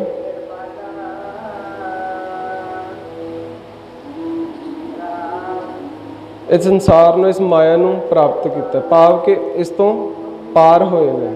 ਭਾਵ ਕਿ ਰਹੇ ਜ਼ਰੂਰ ਨੇ ਇਸ ਮਾਇਆ ਦੇ ਵਿੱਚ, ਪਰ ਉਸ ਨੂੰ ਆਪਣੇ ਦਿਮਾਗ ਤੇ ਹਾਵੀ ਨਹੀਂ ਹੋਣ ਦਿੱਤਾ। ਕੀ ਮਹਾਰਾਜ ਕੀ ਕਹਿੰਦੇ ਨੇ ਦੂਜੇ ਪਹਿਰ ਦੇ, ਦੂਜੇ ਪਹਿਰੇ ਰਹਿਣ ਕੇ ਵਣਜਾਰਿਆ ਮਿੱਤਰਾ ਵਿਸਰ ਗਿਆ ਧਿਆਨ, ਧਿਆਨ ਵਿਸਰ ਗਿਆ। ਜਦੋਂ ਇਸ ਸੰਸਾਰ ਦੇ ਵਿੱਚ ਜਨਮ ਲੈਂਦਾ ਉਹਦਾ ਧਿਆਨ ਵਿਸਰ ਗਿਆ। ਹੱਥੋਂ ਹੱਥ ਨਚਾਈਏ ਵਣਜਾਰਿਆ ਮਿੱਤਰਾ ਜਿਉ ਜਸਦਾ ਘਰ ਕਾਨ, ਹੱਥੋਂ ਹੱਥ ਨਚਾਈਏ ਪ੍ਰਾਣੀ ਮਾਤ ਕਹਿ ਸੁਤ ਮੇਰਾ, ਚੇਤ ਅਚੇਤ ਮੋੜ ਮਨ ਮੇਰੇ ਅੰਤ ਨਹੀਂ ਕਿਛ ਤੇਰਾ। ਜੋ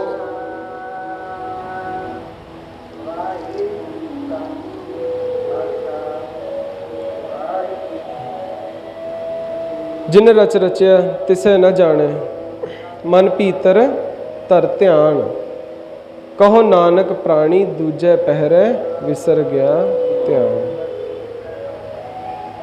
ਜਿਨੇ ਕੰਚਨ ਵਰਗਾ ਸਰੀਰ ਦਿੱਤਾ ਹੈ, ਦੁਰਲਭ ਅੰਗ ਬਖਸ਼ੇ ਨੇ, ਇਹ ਜੀਵ ਉਹਨੂੰ ਤੇ ਭੁੱਲ ਗਿਆ ਜਿਨੇ ਇਹ ਚੀਜ਼ਾਂ ਬਖਸ਼ੀਆਂ ਨੇ, ਉਹ ਦੇਣ ਵਾਲੇ ਦਾਤੇ ਨੇ। ਭਾਵ ਇਸ ਕੁਦਰਤ ਨੂੰ ਭੁੱਲ ਗਿਆ, ਕਦੇ ਉਸ ਕੁਦਰਤ ਦਾ, ਕਦੇ ਉਸ ਅਕਾਲ ਪੁਰਖ ਵਾਹਿਗੁਰੂ ਦਾ ਸ਼ੁਕਰ ਹੀ ਨਹੀਂ ਕੀਤਾ, ਕਦੇ ਉਸਨੂੰ ਆਪਣੇ ਹਿਰਦੇ ਅੰਦਰ ਥਾਂ ਹੀ ਨਾ ਦਿੱਤੀ। ਜਿਹੜੀ ਲਿਵ ਜੋੜੀ ਸੀ ਨਾ ਮਾਤਾ ਦੇ ਉਦਰ ਦੇ ਅੰਦਰ, ਉਦੋਂ ਸਵਾਸ ਸਵਾਸ ਜਪਦਾ ਸੀ, ਪਰ ਹੁਣ ਜਨਮ ਲੈਂਦਿਆਂ ਸਾਰ ਪਹਿਲਾਂ ਸੀਗਾ ਪਿਆਰ ਨਾਮ ਦੇ ਨਾਲ, ਫਿਰ ਕੀ ਹੋਇਆ, ਪਹਿਲੇ ਪਿਆਰ ਲੱਗਾ ਥਣ ਦੁੱਧ, ਦੂਜੇ ਮਾਏ ਬਾਪ ਕੀ ਸੁੱਧ, ਤੀਜੇ ਪਿਆ ਭਾਬੀ ਬੇਬ, ਚੌਥੇ ਪਿਆਰ ਉਪੰਨੀ ਖੇਡ, ਪੰਜਵੇਂ ਖਾਣ ਪੀਣ ਕੀ ਤਾਤ, ਛੇਵੇਂ ਕਾਮ ਨ ਪੁੱਛੇ ਜਾਤ, ਸਤਵੇਂ ਸੰਜ ਕੀਆ ਕਰਵਾਸ, ਅਠਵੇਂ ਕ੍ਰੋਧ ਹੁਆ ਤਨ ਨਾਸ, ਨਵੇਂ ਧੋਲੇ ਉਬੇ ਸਾਹ, ਦਸਵੇਂ ਦਇਆ ਹੁਆ ਸਵਾ। ਖਰੇ ਉਮਰ ਰੂਪੀ ਰਾਤ ਦਾ ਦੂਸਰਾ ਪਹਿਰ, ਫਿਰ ਤੀਸਰਾ ਪਹਿਰ, ਤੀਜੇ ਪਹਿਰੇ ਰਹਿਣ ਕੇ ਵਣਜਾਰਿਆ ਮਿੱਤਰਾ ਧਨ ਜੋਬਨ ਸਿਉ ਚਿੱਤ। ਉਸ ਅਕਾਲ ਪੁਰਖ ਵਾਹਿਗੁਰੂ ਦਾ ਹਰ ਕਾ ਨਾਮ ਨਾ ਚੇਤੀ ਵਣਜਾਰਿਆ ਮਿੱਤਰਾ ਬੱਦਾ ਛੁਟੇ ਜਿੱਤ। ਉਸ ਬੰਧਨਾਂ ਤੋਂ ਛੁਟਕਾਰਾ ਹੋਣਾ ਸੀ ਉਸ ਅਕਾਲ ਪੁਰਖ ਵਾਹਿਗੁਰੂ ਦਾ ਨਾਮ ਜਪ ਕੇ, ਪਰ ਉਸ ਨੂੰ ਕਦੇ ਯਾਦ ਹੀ ਨਹੀਂ ਕੀਤਾ, ਉਸ ਗਿਆਨ ਨੂੰ ਕਦੇ ਅਪਣਾਇਆ ਨਹੀਂ। ਹਰ ਕਾ ਨਾਮ ਨਾ ਚੇਤੇ ਪ੍ਰਾਣੀ, ਬਿਕਲ ਭਇਆ ਸੰਗ ਮਾਇਆ, ਤਨ ਸਿਉ ਰਤਾ ਜੋਬਨ ਮਤਾ, ਅਹਿਲਾ ਜਨਮ ਗਵਾਇਆ। ਇੱਥੇ ਆ ਕੇ ਧਰਮ ਦਾ ਵਪਾਰ ਕਰਨਾ ਸੀਗਾ, ਚੰਗੇ ਗੁਣ ਅਪਣਾਉਣੇ ਸੀ, ਧਰਮ ਤੋਂ ਭਾਵ ਚੰਗੇ ਗੁਣ ਅਪਣਾਉਣੇ ਸੀ। ਧਰਮ ਸੇਤੀ ਵਪਾਰ ਨਾ ਕੀਤੋ, ਕਰਮ ਨਾ ਕੀਤੋ ਮਿੱਤ, ਕਹੋ ਨਾਨਕ ਤੀਜੇ ਪਹਿਰੇ ਪ੍ਰਾਣੀ ਧਨ ਜੋਬਨ ਸਿਉ ਚਿੱਤ। ਫਿਰ ਉਮਰ ਰੂਪੀ ਰਾਤ ਦਾ ਚੌਥਾ ਪਹਿਰ, ਚੌਥੇ ਪਹਿਰੇ ਰਹਿਣ ਕੇ ਵਣਜਾਰਿਆ ਮਿੱਤਰਾ ਲਾਵੀ ਆਇਆ ਖੇਤ। ਜਿਸ ਤਰ੍ਹਾਂ ਜ਼ਿਮੀਂਦਾਰਾਂ ਨੇ ਕਣਕ ਬੀਜੀ ਹੁੰਦੀ ਹੈ, ਫਿਰ ਕਣਕ ਪੱਕਣ ਤੇ ਆਉਂਦੀ ਹੈ, ਉਸ ਤੋਂ ਬਾਅਦ ਕੀ ਕਰਦੇ ਨੇ ਜ਼ਿਮੀਂਦਾਰ, ਆਪਣੇ ਕੰਮੇ ਬੁਲਾਉਂਦੇ ਨੇ, ਫਿਰ ਉਹਨਾਂ ਨੂੰ ਕਹਿੰਦੇ ਕਿ ਵੱਢ ਦਿਓ। ਅੱਜ ਕੱਲ੍ਹ ਤੇ ਕੰਬਾਈਨਾਂ ਆ ਗਈਆਂ ਨਾ, ਜੋ ਮਸ਼ੀਨਾਂ ਆ ਗਈਆਂ ਨੇ, ਈਜ਼ੀ ਹੋ ਗਿਆ, ਸਾਰਾ ਕੁਝ ਸੌਖਾ ਹੋ ਗਿਆ ਵਾ, ਦਿਹਾੜੀ ਦੇ ਵਿੱਚ ਹੀ ਸਾਰਾ ਦਾ ਸਾਰਾ ਖੇਤ ਵੀ ਸਾਫ਼ ਹੋ ਜਾਂਦਾ। ਉਮਰ ਰੂਪੀ ਰਾਤ ਦਾ ਚੌਥਾ ਪਹਿਰ ਜਦੋਂ ਖੇਤੀ ਵਾਂਗੂ ਪੱਕ ਗਈ ਹੈ, ਲਾਵੀ ਆਇਆ ਖੇਤ, ਜਾ ਜਮ ਪਕੜ ਚਲਾਇਆ ਵਣਜਾਰਿਆ ਮਿੱਤਰਾ ਕਿਸੇ ਨਾ ਮਿਲਿਆ ਭੇਤ, ਭੇਤ ਚੇਤ ਹਰ ਕਿਸੇ ਨਾ ਮਿਲਿਓ, ਜਾ ਜਮ ਪਕੜ ਚਲਾਇਆ ਝੂਠਾ ਰਦਨ ਹੋਆ ਦੁਆਲੇ, ਖਿਨਮੈ ਪਿਆ ਪਰਾਇਆ। ਜਦੋਂ ਆ ਕੇ ਸਾਡੇ ਜਿਹੜੇ ਕੀਤੇ ਕਰਮ, ਜਿਹੜਾ ਸਾਡੇ ਕੀਤੇ ਕਰਮਾਂ ਤੋਂ ਤਿਆਰ ਹੋਇਆ ਗੁਪਤ ਚਿੱਤਰ, ਚਿੱਤਰਗੁਪਤ ਮਾਫ ਕਰੋ, ਚਿੱਤਰਗੁਪਤ, ਜਿਹੜਾ ਸਾਡਾ ਧਰਮ ਰਾਜ, ਧਰਮ ਦੇ ਉੱਪਰ ਰਾਜ ਕਰਨ ਨਾਲ, ਭਾਵ ਚੰਗੇ ਗੁਣਾਂ ਦੇ ਉੱਪਰ ਰਾਜ ਕਰਨ ਨਾਲ ਜਿਹੜਾ ਵਾ ਸਾਡੀ ਅੰਤਰ ਆਤਮਾ ਵਾ ਜਿਹੜੀ, ਉਹ ਜਦੋਂ ਸਾਡੇ ਸਾਹਮਣੇ ਆਉਂਦੀ ਹੈ, ਉਹ ਸਾਨੂੰ ਕਿਵੇਂ ਤੰਗ ਕਰਦੀ ਹੈ, ਕਿੱਥੇ ਬੰਦੇ ਨੂੰ ਲੈ ਜਾਂਦੇ ਕੁਛ ਨਹੀਂ ਪਤਾ ਲੱਗਦਾ। ਕਿਸੇ ਨਾਲ ਮਿਲਿਓ ਭੇਤ,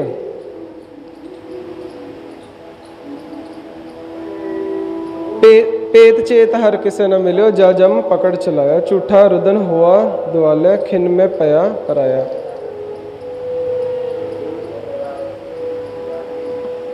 ਜਦੋਂ ਇਨਸਾਨ ਮਾੜੇ ਕਰਮ ਕਰਦਾ, ਅੰਦਰੋਂ ਜਿਵੇਂ ਖਤਮ ਹੋਣ ਲੱਗਦਾ, ਉਹਦਾ ਚਿੱਤਰਗੁਪਤ ਜਿਹੜਾ ਵਾ ਉਹਨੂੰ ਤੰਗ ਅੰਦਰ ਦੇ ਅੰਦਰ ਕਰਦਾ ਵਾ, ਕਿੱਥੇ ਚੱਲ ਜਾਂਦਾ, ਸੋਚਦਾ ਕੀ ਰਹਿੰਦਾ, ਕਿੱਥੇ ਹੁੰਦਾ ਕਿੱਥੇ ਜਾਂਦਾ, ਕਿੱਥੇ ਕੁਛ ਨਹੀਂ ਉਹਨੂੰ ਪਤਾ ਲੱਗਦਾ।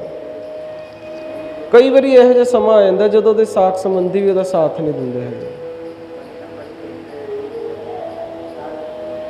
ਹਰ ਕੋਈ ਰੋਂਦਾ ਆਪਣੇ ਸਵਾਰਥ ਨੂੰ ਹੀ ਹੈ, ਝੂਠਾ ਰਦਨ ਹੋਆ ਦੁਆਲੇ, ਖਿਨਮੈ ਭਇਆ ਪਰਾਇਆ। ਜਿਨ੍ਹਾਂ ਨੂੰ ਪਹਿਲਾਂ ਆਪਣੇ ਸਮਝਦਾ ਸੀ, ਬਸ ਉਹ ਛਿੰਨ ਦੇ ਵਿੱਚ ਹੀ ਪਰਾਏ ਹੋ ਗਏ। ਅੱਗੇ ਜਿਸ ਦੁਨੀਆ ਦੇ ਵਿੱਚ ਜਾ ਕੇ ਵਾਹ ਪੈਣਾ ਹੈ।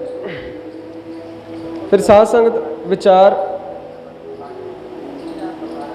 ਇਹ ਹੁੰਦੀ ਹੈ ਕਿ ਜੀਵ ਪਰਮਾਤਮਾ ਦੇ ਪਾਸੋਂ ਸੰਸਾਰ ਤੇ ਆਇਆ, ਆਪਣੇ ਕਰਮ ਕੀਤੇ, ਇੱਥੇ ਜੀਵਨ ਬਤੀਤ ਕੀਤਾ,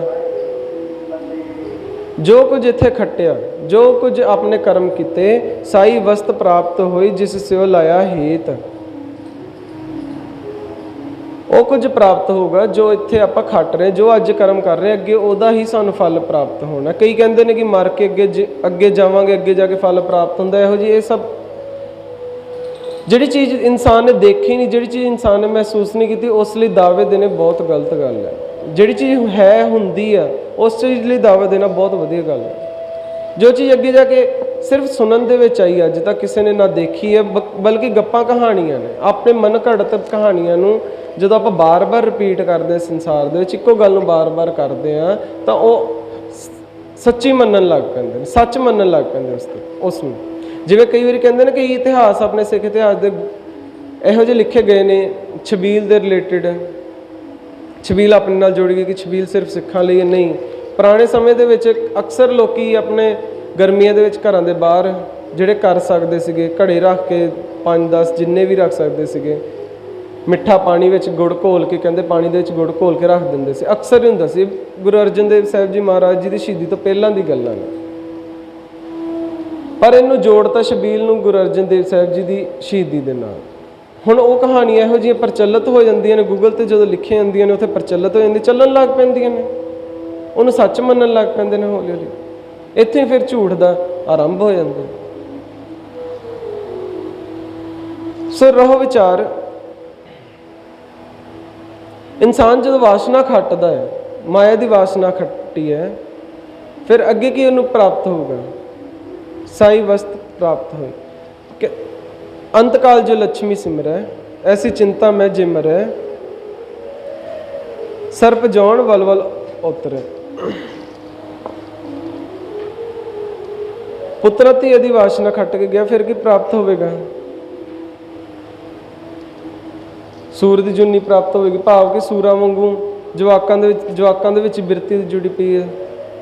ਜਿਵੇਂ ਸੂਰ ਇਹਨਾਂ ਦੇ ਕਿੰਨੇ ਜਵਾਕ ਹੁੰਦੇ ਨੇ, ਉਹਦੇ ਪਿੱਛੇ ਪਿੱਛੇ ਉਹਦੇ ਨਾਲ ਹੀ ਤੁਰੇ ਰਹਿੰਦੇ। ਉਸੇ ਤਰ੍ਹਾਂ ਹੀ ਇਨਸਾਨ ਵੀ ਸੂਰਾਂ ਵਾਂਗੂ ਜਿਉਣਾ ਸ਼ੁਰੂ ਕਰ ਦਿੰਦਾ, ਆਪਣੀ ਜਦੋਂ ਬਿਰਤੀ ਨੂੰ ਖਤਮ ਕਰ ਦਿੰਦਾ, ਬਿਰਤੀ ਸੂਰਾਂ ਵਰਗੀ ਬਣਾ ਦਿੰਦਾ। ਨਾ ਕਿ ਬੰਦਾ ਮਰ ਕੇ ਸੂਰ ਬਣਦਾ, ਭਾਵ ਕਿ ਆਪਣੀ ਜ਼ਮੀਰ ਨੂੰ ਮਾਰ ਕੇ ਇਨਸਾਨ ਸੂਰ ਬਣ ਜਾਂਦਾ। ਅੰਤਕਾਲ ਜੋ ਇਸਤਰੀ ਸਿਮਰੈ, ਐਸੀ ਚਿੰਤਾ ਮੈਂ ਜੇ ਮਰੈ, ਸਰਪ ਜੌਨ ਵਲ ਵਲ ਉਤਰੈ। ਅੰਤਕਾਲ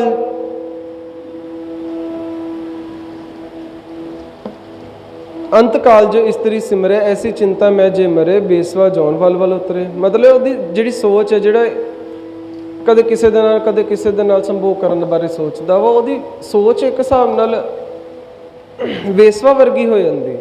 ਵੇਸਵਾ ਵਰਗਾ ਹੀ ਸੋਚਦਾ, ਕਦੇ ਕਿਸੇ ਨਾਲ, ਕਦੇ ਕਿਸੇ ਨਾਲ, ਕਦੇ ਕਿਸੇ ਨਾਲ। ਅੰਤਕਾਲ ਜੋ ਲੜਕੇ ਸਿਮਰੇ, ਐਸੀ ਚਿੰਤਾ ਮੈਂ ਜੇ ਮਰੇ, ਸੂਕਰ ਜੌਨ ਵਲ ਵਲ ਉਤਰੇ। ਇਹਦਾ ਆਪਾਂ ਵਿਚਾਰ ਕਰ ਲਈਏ ਕਿ ਸੂਰਾਂ ਵਾਂਗੂ ਜਿਉਣਾ ਸ਼ੁਰੂ ਕਰ ਦਿੰਦੇ ਨੇ, ਜਿਹੜੇ ਬੱਚਿਆਂ ਦੇ ਵਿੱਚ ਮੇਰੇ ਬੱਚੇ ਮੇਰੇ ਬੱਚੇ ਮੇਰੇ ਬੱਚੇ, ਬਲਕਿ ਬੱਚੇ ਕਿਸੇ ਦੇ ਨਹੀਂ ਹੁੰਦੇ। ਇਹ ਭੁਲੇਖਾ ਹੁੰਦਾ ਮਾਤਾ ਪਿਤਾ ਦਾ ਕਿ ਬੱਚੇ ਸਾਡੇ ਨੇ, ਸਾਡੇ ਲਈ ਜਿਉਣਗੇ, ਅਸੀਂ ਉਹਨਾਂ ਲਈ ਜਿਉਣਾ। ਉਹ ਬਹੁਤ ਵੱਡਾ ਭੁਲੇਖਾ ਵਾ। ਉਹ ਸੂਰਾਂ ਵਾਲੀ ਜਿਉਣੀ ਜੀ ਰਹੇ ਨੇ, ਜਿਹੜੇ ਕਿ ਬੱਚਿਆਂ ਦੇ ਵਿੱਚ ਹੀ ਫਸ ਕੇ ਰਹਿੰਦੇ ਨੇ, ਬੱਚਿਆਂ ਨੂੰ ਬਾਹਰ ਨਹੀਂ ਨਿਕਲਣ ਦਿੰਦੇ। ਕਈ ਦੇਖਦੇ ਨੇ, ਕਈ ਕਹਿੰਦੇ ਨਾ ਅਸੀਂ ਨਹੀਂ ਬੱਚਿਆਂ ਨੂੰ ਬਾਹਰ ਕੱਢਦੇ, ਬੜਾ ਮਾੜਾ ਮਾਹੌਲ ਹੈ। ਮਾਹੌਲ ਹੀ ਉਹਨਾਂ ਲਈ ਮਾੜਾ ਵਾ ਜਿਹੜੇ ਬੱਚਿਆਂ ਨੂੰ ਬਾਹਰ ਨਹੀਂ ਕੱਢਦੇ। ਜਿਹੜੇ ਬਾਹਰ ਨਿਕਲਦੇ ਨੇ ਉਹਨਾਂ ਨੂੰ ਪਤਾ ਹੀ ਹੁੰਦਾ ਦੁਨੀਆਦਾਰੀ ਦਾ, ਉਹਨਾਂ ਨੂੰ ਰਹਿਣਾ ਪਤਾ, ਰਹਿਣ ਸਹਿਣ ਦਾ ਪਤਾ ਵਾ। ਇਹੋ ਜਿਹੇ ਮਾਤਾ ਪਿਤਾ ਸੂਰਾਂ ਵਾਲੀ ਜਿਉਣੀ ਖੁਦ ਹੀ ਜੀ ਜਾ ਰਹੇ। ਇਹੋ ਜਿਹੇ ਇਕੱਲੇ ਮਾਤਾ ਪਿਤਾ ਨੇ, ਇਨਸਾਨ ਕਿਸੇ ਦਾ ਵੀ ਲਾ ਲਈ, ਅੱਗੇ ਅਸੀਂ ਵੀ ਜਾਵਾਂਗੇ, ਸ਼ਾਇਦ ਅਗਲੀ ਜਿਹੜੀ ਜਨਰੇਸ਼ਨ ਆਊਗੀ, ਸਾਡਾ ਕੁਝ ਪਤਾ ਨਹੀਂ ਹੈ। ਭਾਵ ਕਿ ਇਸ ਗਿਆਨ ਨੂੰ ਜੇਕਰ ਅਸੀਂ ਉਸ ਸਮੇਂ ਯਾਦ ਰੱਖੀਏ ਤਾਂ ਸ਼ਾਇਦ ਅਸੀਂ ਇਹਨਾਂ ਜੂਨੀਆਂ ਤੋਂ ਬਚ ਸਕਦੇ। ਜੂਨੀਆਂ ਕੋਈ ਮਰ ਕੇ ਨਹੀਂ ਕੋਈ ਪ੍ਰਾਪਤ ਕਰਦਾ, ਜੂਨੀਆਂ ਜਿਉਂਦੇ ਜੀ ਹੀ ਪ੍ਰਾਪਤ ਹੁੰਦੀਆਂ ਨੇ ਇਨਸਾਨ ਨੂੰ, ਜਦੋਂ ਆਪਣੀ ਜ਼ਮੀਰ ਨੂੰ ਮਾਰ ਕੇ, ਆਪਣੀ ਸੋਚ ਨੂੰ ਮਾਰ ਕੇ, ਕਿਸੇ ਦੂਸਰੇ ਜੀਵ ਦੀ ਸੋਚ ਨੂੰ ਆਪਣੇ ਅੰਦਰ ਅਪਣਾਉਂਦਾ। ਅੰਤਕਾਲ ਜੋ ਮੰਦਰ ਸਿਮਰੇ, ਐਸੀ ਚਿੰਤਾ ਮੈਂ ਜੇ ਮਰੇ, ਪ੍ਰੇਤ ਜੌਨ ਵਲ ਵਲ ਉਤਰੇ। ਭਾਵ ਕਿ ਜਿਵੇਂ ਕਹਿੰਦੇ ਮੇਰਾ ਘਰ, ਕਈ ਇੰਨੇ ਹੰਕਾਰੇ ਜਾਂਦੇ ਨੇ ਮੇਰਾ ਘਰ ਕਰਦੇ ਕਿ ਘਰ 'ਚ ਇਕੱਲੇ ਹੀ ਰਹਿ ਜਾਂਦੇ, ਭੂਤਾਂ ਵਾਂਗੂ ਭਟਕਦੇ ਰਹਿੰਦੇ ਨੇ। ਜੇ ਜ਼ਿਆਦਾ ਜਾਣੇ ਹੋਣ ਵੀ ਚੁੱਪ, ਕੋਈ ਬਿਲਕੁਲ ਸ਼ਾਂਤੀ ਘਰ 'ਚ,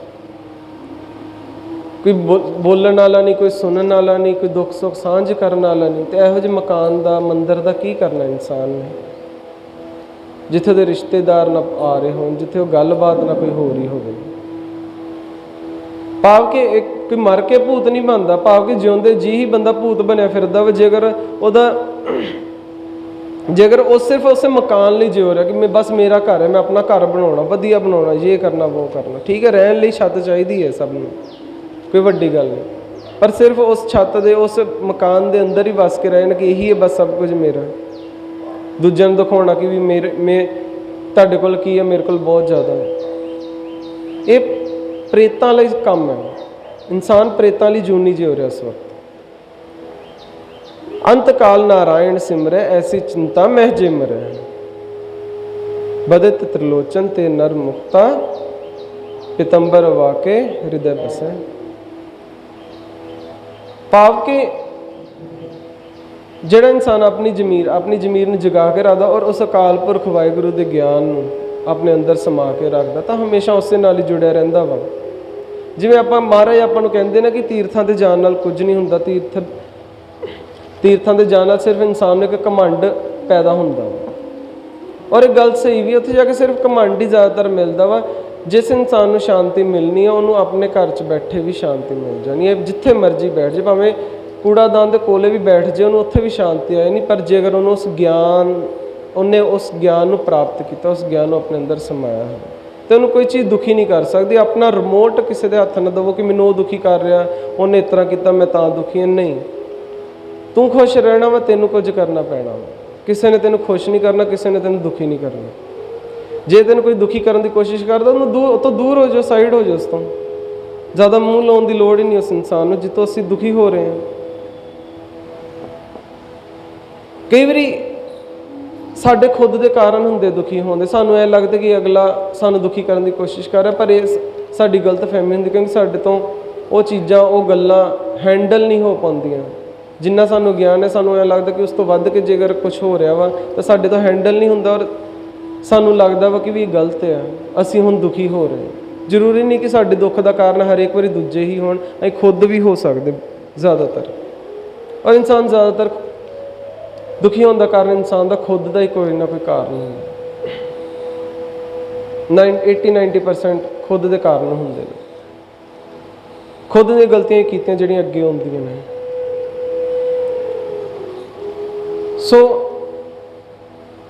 ਅੰਤਕਾਲ ਜਿਹੜੀ ਆਪਾਂ ਗੱਲ ਕੀਤੀ ਆ, ਅੰਤਕਾਲ ਦਾ ਭਾਵ ਕਿ ਹਰ ਸਮੇਂ ਦਾ ਜਿਹੜਾ ਖਤਮ, ਹੁਣ 1 ਸੈਕਿੰਡ ਖਤਮ ਹੋ ਰਿਹਾ ਵਾ, ਇੱਕ ਸੈਕਿੰਡ ਮੇਰਾ ਖਤਮ ਹੋ ਰਿਹਾ। ਇਸ ਸੈਕਿੰਡ ਦੇ ਖਤਮ ਹੋਣ ਦੇ ਅੰਤ ਤੇ ਮੈਂ ਕੀ ਸੋਚ ਰਿਹਾ, ਕਿਹਦੇ ਬਾਰੇ ਸੋਚ ਰਿਹਾ, ਇਸ ਸੈਕਿੰਡ ਦੇ ਵਿੱਚ, ਇਸ ਇੱਕ ਪਲ ਦੇ ਵਿੱਚ ਮੈਂ ਕੀ ਸੋਚ ਰਿਹਾ ਹਾਂ।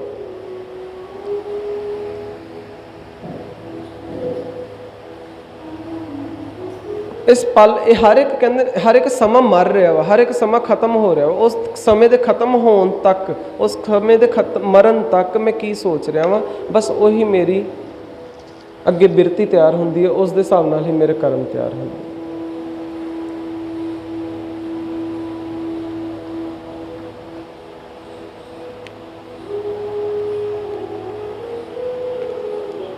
ਸੋ ਰਹੋ ਵਿਚਾਰ।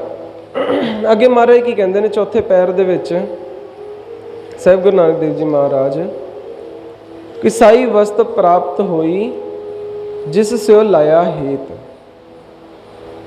ਕਹੋ ਨਾਨਕ ਪ੍ਰਾਣੀ ਚੌਥੇ ਪੈਰੇ ਲਾਵੀ ਲੁਣਿਆ ਖੇਤ।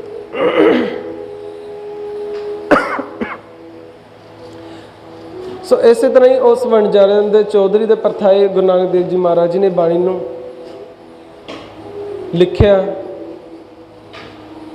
ਨਾਲੇ ਉਹਨੂੰ ਸਮਝਾਇਆ ਚੌਧਰੀ ਨੂੰ, ਨਾਲੇ ਚਰਨ ਪੌਲ ਦਿੱਤੀ। ਉਹ ਸਾਰਾ ਨਗਰ, ਉਸ ਚੌਧਰੀ ਦਾ ਸਾਰਾ ਨਗਰ ਸਿੱਖ ਬਣ ਗਿਆ।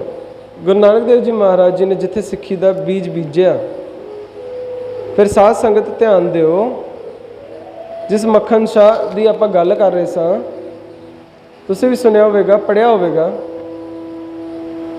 ਉਹ ਮੱਖਣ ਸ਼ਾਹ ਲੁਬਾਣਾ ਇਸੇ ਖਾਨਦਾਨ ਦੇ ਵਿੱਚੋਂ ਸੀ, ਜਿਨ੍ਹਾਂ ਦੇ ਘਰ ਪੁਸ਼ਤਾਂ ਤੋਂ ਸਤਿਗੁਰੂ ਜੀ ਦੇ ਦਰ ਘਰ ਦੀ ਸਿੱਖੀ ਚੱਲੀ ਆ ਰਹੀ ਸੀ। ਦੇਖੋ ਸਾਧ ਸੰਗਤ, ਤੁਸੀਂ ਬਹੁਤ ਘੱਟ ਸੁਣਿਆ ਹੋਵੇਗਾ ਸ਼ਾਇਦ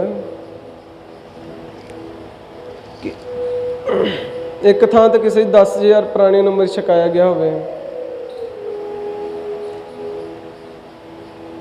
ਇੰਨਾ ਕਦੇ ਨਹੀਂ, ਅਸੀਂ ਆਪਣੇ ਜੀਵਨ 'ਚ ਵੀ ਨਹੀਂ ਕਦੇ ਸੁਣਿਆ।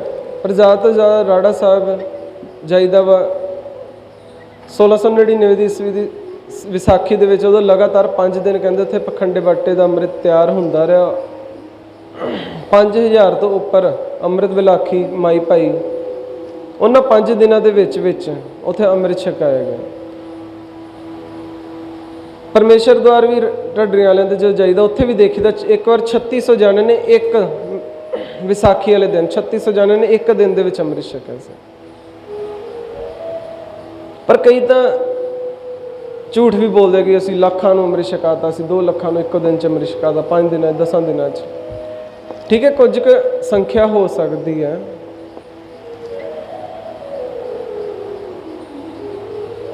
ਪਰ ਕਈ ਵਧਾ ਚੜਾ ਕੇ ਵੀ ਦੱਸਦੇ ਨੇ। ਵਧਾ ਚੜਾ ਕੇ ਦੱਸਣ ਦੀ ਵੀ ਕਈਆਂ ਨੂੰ ਆਦਤ ਹੁੰਦੀ ਹੈ। ਤੇ ਸਾਧ ਸੰਗਤ ਘੱਟੋ ਘੱਟ 8-10 ਘੰਟੇ ਲੱਗ ਜਾਂਦੇ ਨੇ ਅੰਮ੍ਰਿਤ ਛਕਾਉਣ। ਜੇ ਅਗਰ ਬਹੁਤ ਜ਼ਿਆਦਾ ਸੰਗਤ ਹੋਵੇ ਫਿਰ 10-12 ਘੰਟਿਆਂ ਦੇ ਵਿੱਚ ਛਕਾਇਆ ਜਾਂਦਾ। ਫਿਰ ਅਗਲੇ ਦਿਨ ਫਿਰ ਜੇਕਰ ਹੋ ਜਾਣਾ ਅਗਲੀ ਵਾਰ ਫਿਰ ਛਕਾਉਂਦੇ ਨੇ। ਸੋ 8-12 ਘੰਟੇ ਲੱਗ ਜਾਂਦੇ ਨੇ ਅੰਮ੍ਰਿਤ ਛਕਾਉਣ ਨੂੰ। ਜ਼ਿਆਦਾ ਤੋਂ ਜ਼ਿਆਦਾ 5 ਪਿਆਰੇ ਕਿੰਨੇ ਕੁ ਨੂੰ ਅੰਮ੍ਰਿਤ ਛਕਾ ਦੇਣਗੇ?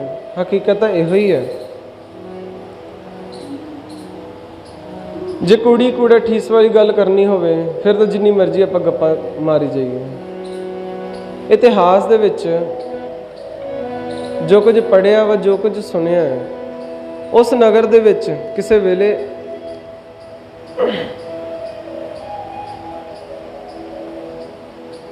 ਇੱਕ ਮਹਾਂਪੁਰਸ਼ ਹੋਏ ਨੇ, ਉਹਨਾਂ ਨੇ ਸੰਗਤਾਂ ਨੂੰ ਪ੍ਰੇਰ ਕੇ ਅੰਮ੍ਰਿਤ ਛਕਾਇਆ। ਸਿਰਫ ਉਹਨਾਂ ਨੇ ਹਜੇ ਤੱਕ 10,000 ਪ੍ਰਾਣੀਆਂ ਨੂੰ ਅੰਮ੍ਰਿਤ ਛਕਾਇਆ ਸੀ ਇੱਕ ਦਿਨ ਦੇ ਵਿੱਚ। ਲਗਾਤਾਰ 8 ਪੈਰ ਚੱਲਦਾ ਰਿਹਾ ਅੰਮ੍ਰਿਤ ਸੰਚਾਰ। ਇਹ ਗੱਲ ਸਮਝ ਦੇ ਵਿੱਚ ਵੀ ਹੁੰਦੀ ਹੈ, ਇੰਨਾ ਵਕਤ ਘੱਟੋ ਘੱਟ ਲੱਗੇਗਾ ਜੇ 10,000 ਪ੍ਰਾਣੀਆਂ ਨੂੰ ਅੰਮ੍ਰਿਤ ਛਕਾਉਣਾ ਤਾਂ। ਹੁਣ ਤੁਸੀਂ ਆਪ ਅੰਦਾਜ਼ਾ ਲਗਾ ਲਓ, ਜਿੱਥੇ ਸਾਹਿਬ ਗੁਰੂ ਨਾਨਕ ਦੇਵ ਜੀ ਮਹਾਰਾਜ ਜੀ ਨੇ ਸਿੱਖੀ ਦਾ ਬੀਜ ਬੀਜਿਆ ਹੋਵੇ ਪੁਸ਼ਤਾਂ ਤੋਂ, ਸਾਹਿਬ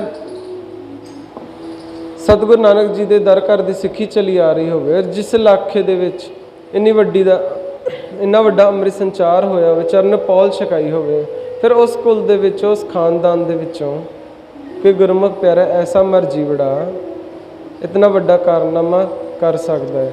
ਜੋ ਸੰਗਤਾਂ ਤਰਾ ਕਰ ਰਹੀਆਂ ਸਨ, 8ਵੇਂ ਪਾਤਸ਼ਾਹ ਗੁਰੂ ਹਰਕ੍ਰਿਸ਼ਨ ਸਾਹਿਬ ਜੀ ਮਹਾਰਾਜ ਜੀ ਨੇ ਦਿੱਲੀ ਦੇ ਵਿੱਚ ਜੋ ਜੋਤੀ ਜੋਤ ਸਮਾਏ ਤਾਂ ਉਹਨਾਂ ਨੇ ਇੰਨਾ ਹੀ ਕਿਹਾ ਕਿ ਬਾਬਾ ਬਕਾਲੇ, ਜਿਨ੍ਹਾਂ ਨੇ ਅੱਗੇ ਜਾ ਕੇ ਤੁਹਾਡੀ ਬਾਂਹ ਪਕੜਨੀ ਹੈ ਨਾ, ਉਹ ਬਾਬਾ ਬਕਾਲੇ ਰਹਿੰਦੇ ਨੇ। ਬਜ਼ੁਰਗ ਹੋਣ ਦੇ ਕਰਕੇ ਉਹਨਾਂ ਨੇ ਨਾਮ ਨਹੀਂ ਲਿਆ ਕਿ ਚਲ ਬਜ਼ੁਰਗ ਨੇ, ਉਹਨਾਂ ਦੇ ਸਤਿਕਾਰ ਦੇ ਕਰਕੇ ਨਾਮ ਨਹੀਂ ਲਿਆ ਉਹਨਾਂ ਨੇ ਉਹਨਾਂ ਦਾ। ਪਰ ਸਤਿਗੁਰੂ ਜੀ ਦੇ ਜੋਤੀ ਜੋਤ ਸਮਾਉਣ ਤੋਂ ਬਾਅਦ ਜੋ ਸੰਗਤਾਂ ਬਕਾਲੇ ਨਗਰ ਪਹੁੰਚੀਆਂ, ਉੱਥੇ 1 ਨਹੀਂ 2 ਨਹੀਂ 5 ਨਹੀਂ 7 ਨਹੀਂ 22 ਤੰਬੂ ਲੱਗੇ ਹੋਏ ਸਨ। ਸਤਿਗੁਰੂ ਜੀ ਨੇ ਨਾਂ ਨਹੀਂ ਲਿਆ। ਨਾ ਇਸ ਕਰਕੇ ਨਹੀਂ ਲਿਆ ਕਿਉਂਕਿ ਸਾਹਿਬ ਗੁਰੂ ਤੇਗ ਬਹਾਦਰ ਜੀ ਮਹਾਰਾਜ 8ਵੇਂ ਪਾਤਸ਼ਾਹ ਗੁਰੂ ਹਰਕ੍ਰਿਸ਼ਨ ਸਾਹਿਬ ਜੀ ਮਹਾਰਾਜ ਜੀ ਦੇ ਬਾਬੇ ਥਾਂ ਲੱਗਦੇ ਸਨ, ਉਹਨਾਂ ਨੇ ਨਾਮ ਨਹੀਂ ਸੀ ਲਿਆ। ਬਜ਼ੁਰਗ ਜਾਣ ਕੇ ਫਿਰ ਧੀਰਮਲ ਵਰਗਿਆਂ ਨੇ ਉੱਥੇ ਜਾ ਕੇ ਆਪਣਾ ਤੰਬੂ ਲਗਾ ਦਿੱਤਾ। ਗੁਰੂ ਘਰ ਦੇ ਸਾਹਿਬਜ਼ਾਦੇ, ਉਹਨਾਂ ਨੂੰ ਵੀ ਕਈ ਬਾਬੇ ਕਹਿੰਦੇ ਨੇ। ਬਹੁਤ ਸਾਰੇ ਮਸੰਦਾਂ ਨੇ ਵੀ ਉੱਥੇ ਜਾ ਕੇ ਆਪਣੇ ਤੰਬੂ ਲਗਾ ਲਏ, ਕਿਉਂਕਿ ਟੋਟਲ 22 ਤੰਬੂ ਕਹਿੰਦੇ ਉਸ ਸਮੇਂ ਲੱਗੇ ਸਨ ਕਿ ਹਮ ਗੁਰੂ ਹੈ। ਤੇ ਸੰਗਤਾਂ ਵਿੱਚ ਹਾਹਾਕਾਰ ਮਚੀਏ, ਗੁਰੂ 22 ਤਾਂ ਹੋ ਨਹੀਂ ਸਕਦੇ, ਫਿਰ ਅਸਲ ਗੁਰੂ ਹੈ ਕੌਣ? ਇਹਦੀ ਬਾਬਤ ਹੁਣ ਤੱਕ ਕੋਈ ਨਿਰਣਾ ਨਹੀਂ ਹੋ ਸਕਿਆ। ਆਓ ਸਾਧ ਸੰਗਤ, ਉਹੀ ਮੱਖਣ ਸ਼ਾਹ ਲੁਬਾਣਾ ਜਿਹਦਾ ਬਾਹਰਲੇ ਟਾਪੂਆਂ ਦੇ ਵਿੱਚ ਵਪਾਰ ਹੈ, ਇਹ ਹਿੰਦੁਸਤਾਨ ਦੇ ਵਿੱਚੋਂ ਮਾਲ ਭਰ ਕੇ ਲੈ ਜਾਂਦਾ, ਬਾਹਰ ਜਾ ਕੇ ਵੇਚਦਾ, ਬਾਹਰੋਂ ਲੈ ਕੇ ਆਉਂਦਾ, ਹਿੰਦੁਸਤਾਨ ਦੇ ਵਿੱਚ ਵੇਚਦਾ ਹੈ। ਇਹ ਦਸਵੰਧ ਵੀ ਕੱਢਦਾ ਗੁਰੂ ਦੇ ਲੇਖੇ। ਇਸ ਵਾਰ ਵੀ ਇਸ ਨੇ ਬਾਹਰਲੇ ਟਾਪੂ ਤੋਂ ਇੱਕ ਜਹਾਜ਼ ਭਰਿਆ ਹਿੰਦੁਸਤਾਨ ਵੱਲ ਨੂੰ ਆ ਰਿਹਾ। ਸੂਰਤ ਦੇ ਨਜ਼ਦੀਕ ਦੇ ਵਿੱਚ ਆ ਕੇ ਕਹਿੰਦੇ ਦਾ ਜਹਾਜ਼ ਫਸ ਗਿਆ, ਤੂਫਾਨ ਆ ਗਿਆ ਸਮੁੰਦਰ 'ਚ। ਬੜਾ ਯਤਨ ਕੀਤੇ, ਜੋ ਜਹਾਜ਼ ਨਾ ਨਿਕਲਿਆ। ਮੱਖਣ ਸ਼ਾਹ ਨੇ ਅਰਦਾਸ ਕੀਤੀ ਕਿ ਮਹਾਰਾਜ ਸਾਡਾ ਬੇੜਾ ਪਾਰ ਕਰੋ। ਅਰਦਾਸ ਬੇਨਤੀ ਕੀਤੀ, ਕਿਉਂਕਿ ਪੁਸ਼ਤਾਂ ਤੋਂ ਸਿੱਖੀ ਚੱਲੀ ਆ ਰਹੀ ਸੀ। ਆਪਾਂ ਕਹਿ ਦਿੰਦੇ ਕਿ ਅਰਦਾਸ ਕਿਉਂ ਕਰਨੀ ਚਾਹੀਦੀ ਹੈ? ਅਰਦਾਸ ਇਸ ਕਰਕੇ ਕਰਨੀ ਚਾਹੀਦੀ ਹੈ ਕਿ ਅਸੀਂ ਆਪਣੇ ਮਨ ਨੂੰ ਸਮਝਾ ਸਕੀਏ। ਆਪਣੇ ਮਨ ਨੂੰ ਸਟਰੋਂਗ ਕਰਨ ਲਈ ਅਸੀਂ ਅਰਦਾਸ ਕਰਦੇ ਹਾਂ। ਇੱਕ ਪ੍ਰੋਮਿਸ ਹੁੰਦੀ ਹੈ ਅਰਦਾਸ ਕਿ ਅਸੀਂ ਹਾਂ ਆਹ ਅਰਦਾਸ ਕਰਤੀ ਔਰ ਅਸੀਂ ਇਹ ਕੰਮ ਕਰਾਂਗੇ। ਇਨਸਾਨ ਫਿਰ ਅਰਦਾਸ ਕਰਕੇ ਵੱਧ ਤੋਂ ਵੱਧ ਖੁਦ ਕੋਸ਼ਿਸ਼ ਕਰਦਾ। ਇਹ ਨਹੀਂ ਕਿ ਕੋਈ ਚਮਤਕਾਰ ਹੁੰਦਾ ਵਾ ਕੰਮ ਹੋਣੇ ਸ਼ੁਰੂ ਹੋ ਜਾਂਦੇ ਨੇ, ਨਹੀਂ। ਅਰਦਾਸ ਦੇ ਨਾਲ ਇਨਸਾਨ ਆਪਣੇ ਆਪ ਨੂੰ ਹੀ ਜੋਸ਼ ਦੇ ਵਿੱਚ ਭਰਦਾ ਵਾ, ਤਾਂ ਆਪਣੇ ਆਪ ਹੀ ਇਹ ਸਾਰੇ ਕੰਮ ਕਰਦਾ ਵਾ। ਸੁਣੋ ਬੇਨਤੀ ਠਾਕੁਰ ਮੇਰੇ, ਜੀ ਜੰਤ ਤੇਰੇ ਧਾਰੇ, ਰਾਖ ਪੈਜ ਆਪਣੇ ਨਾਮ ਆਪਣੇ ਕੀ ਕਰਨ ਕਰਾਵਨ ਹਾਰੇ।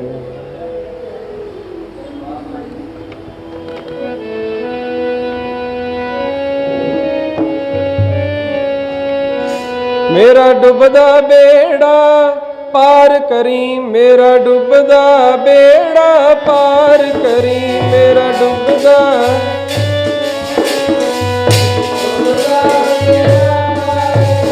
ਮੇਰਾ ਡੁੱਬਦਾ ਬੇੜਾ ਪਾਰ ਕਰੀ, ਮੇਰਾ ਡੁੱਬਦਾ ਬੇੜਾ ਪਾਰ ਕਰੀ।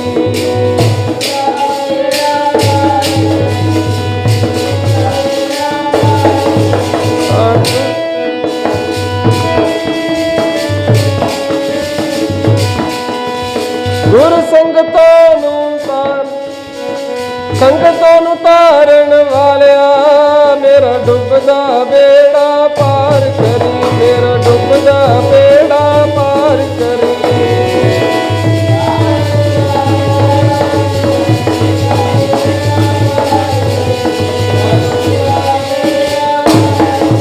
ਗੁਰ ਸੰਗਤਾਂ ਨੂੰ ਤਾਰਨ ਵਾਲਿਆ, ਮੇਰਾ ਡੁੱਬਦਾ ਬੇੜਾ ਪਾਰ ਕਰੀ, ਮੇਰਾ ਡੁੱਬਦਾ ਬੇੜਾ ਪਾਰ ਕਰੀ।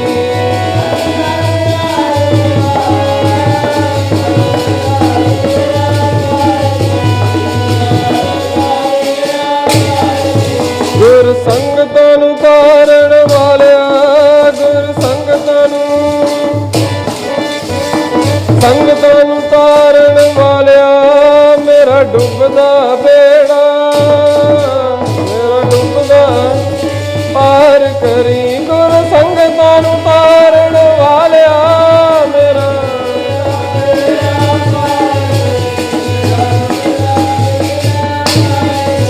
ਗੁਰ ਸੰਗਤਾਂ ਨੂੰ ਤਾਰਨ ਵਾਲਿਆ, ਮੇਰਾ ਡੁੱਬਦਾ ਬੇੜਾ ਪਾਰ ਕਰੀ, ਮੇਰਾ ਡੁੱਬਦਾ ਪਾਰ ਕਰੀ। ਗੁਰ ਸੰਗਤਾਂ ਨੂੰ ਤਾਰਨ ਵਾਲਿਆ, ਮੇਰਾ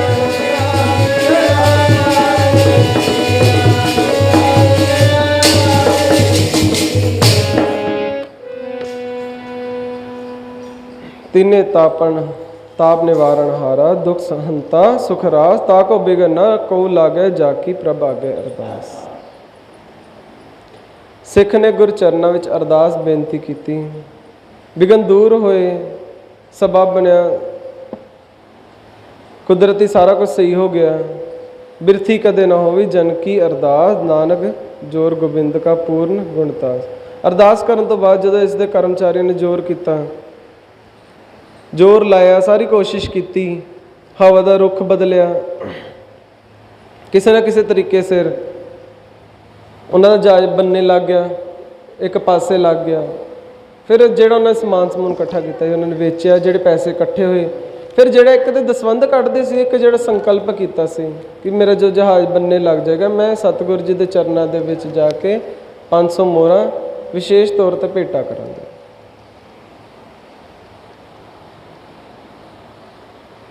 ਦਸਵੰਧੀ ਭੇਟਾਂ ਔਰ 500 ਮੋਹਰਾਂ ਲੈ ਕੇ ਇਹ ਪਹੁੰਚੇ। ਪਤਾ ਲੱਗਿਆ ਗੁਰੂ ਹਰਕ੍ਰਿਸ਼ਨ ਸਾਹਿਬ ਜੀ ਦਿੱਲੀ ਆਏ ਨੇ।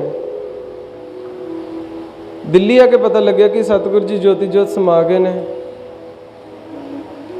ਬਾਬੇ ਬਕਾਲੇ ਪਹੁੰਚਿਆ, ਉੱਥੇ 22 ਤੰਬੂ ਲੱਗੇ ਨੇ। ਹੁਣ ਕਿਹਦੇ ਪਾਸ ਜਾ ਕੇ अमानत रखे, अमानत खयानत भी नहीं करना चाहता और गुरु की अमानत अपने पास भी नहीं रखना चाहता। इसने जुगती तो काम लिया, 2-2 3-3 मोहरा रख के सबनों मत्था टेकना शुरू कर दिता। बड़े थापड़े मिलने, बड़ा निहाल होया, तेरे तो जन्म मरण के बंधन ही कट्टे गए, बड़े थापड़े मिलते रहे। इन्हें सोचा सी जिहड़ा असली गुरु होगा अपनी अमानत आप ही मंग लो, पर किसी ने अमानत ना मंगी। सारे खुश हो गए, थापड़े दे गए, एक सैटिस्फैक्शन नहीं उन्होंने मिली है। धीरमल को गया, ये पास आज श्री गुरु ग्रंथ साहब जी का स्वरूप भी सीगा। उत्थे जाके नमस्कार की, दर्शनी भेटा 5 मोहरा अगे रखियां। फिर अगे धीरमल के पास गया, धीरमल ने भी थापड़े दिते। अपने मसंदा नूं कहन लगे कि डेरे रस्त पहुँचा दिओ। जानदा सी अमीर सिख है, उत्थे भी मन का मनोरथ सिद्ध ना होया, निराश होया। ये अपने डेरे वाल नूं आ रहा, राह विच कुछ बच्चे खेड रहे सन। उन्हां चों जाके पुछया कि इत्थे कोई होर भी कोई गुरु दी अंश वंश है। उन्हें दस पाई कि सामने जिहड़ा भोरा है ना, उस भोरे दे बड़े लंबे समय तो तप कर रहे हैं। नाम उन्हां दा तेग बहादुर है। बहुत सारे लोग उन्होंने तेगा मस्ताना ही कहते हैं, क्योंकि मस्तानी बिरती सी उन्हां दी। हैरानी की हद ना रही जदों माता नानकी जी दर्शन होए, पता लगे कि इत्थे गुरु हरगोबिंद साहब जी महाराज जी के छोटे साहिबजादे बड़े लंबे समय तो उत्थे रह रहे हैं, तप कर रहे हैं, प्रचार कर रहे हैं सिੱਖੀ ਦਾ ਵੱਧ ਤੋਂ ਵੱਧ। मिलन की जाचना कर लगे, कहते माता जी कहते कि वो नहीं किसी को मिलते, किसी को दर्शन नहीं देंगे। वो कहते कि नहीं मैं बस उन्हें दर्शन करने मिलना वा, मैं कोई वचन बिलास नहीं करूँगा। कहते ठीक है आप पूछ लें। खैर माता जी ने पूछया कि सिख आया बड़ी दूरों चल के, वो सिर्फ दर्शनों वास्ते ही समा मांग रहे हैं, कोई वचन बिलास नहीं करना चाहता। खैर गुरु तेग बहादुर जी महाराज जी ने इजाजत दे दी।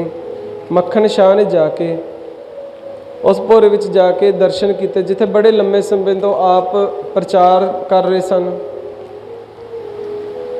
मैडिटेशन करते सन, ध्यान लाते सन, बड़िया सेवावां भी करते रहे सन। उन्हें चरणों के उन्होंने भेटा रखी। सुनन कई बार देखो साध संगत जिन इंसान नूं, क्योंकि उस समय दे विच इन्नी पॉपूलेशन हुंदी नहीं सी, पता लग जाता सी इधर उधरों किसी ना किसी गल दा कि जदों मक्खन शाह लुबाना आया, पता लग गया कि भी हाँ भी ये मोहरा दिंदा फिरदा। फिर पुछ गिछ हुई कि भी क्यों दिंदा, बंदा पुछ ही लैंदा। तो पातशाह नूं उदों पता लग गया कि इहदा बेड़ा डुब्बन लगे सी, ने उदों अरदास कीती सी। तो फिर जदों मक्खन शाह लुबाना पातशाह दे कोल आया, उन्हें 5 मोहरा रखियां। तो पातशाह कहन लगे कि तू तो 500 मोहरा की गल की सी, तू तो 5 ही रख के चलिया वा, सानू इहदी मोह नहीं है, इहदी जरूरत नहीं है, पर जिहड़ी तू अरदास की है वो तू पूरी नहीं कर रहा। फिर वो बड़ा खुश होया। तो संगतां जिहड़ियां बाहर तरा कर रही सन, उन्होंने दसन चलिया। माता नानकी जी कहते कि चुप कर जा, कि दस ना किसी नूं, पातशाह ने मना किया है दसन लई। उन्होंने कहा है कि जिहड़ा सानू प्रगट करेगा तो मूँह काला होगा। फिर उन्हें तवा चक्या, तवे की कालक ला उतार के अपने मूँह ते लगा ली, मूँह काला करके चबारे ते चढ़ गया। पल्ला हिला हिला के बोले कि गुरु लादो रे, गुरु लादो रे।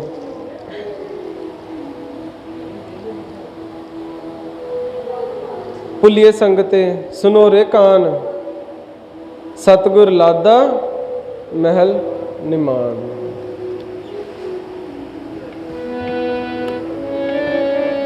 भुलिए संगते गुरु लादो रे, भुलिए संगते गुरु लादो रे।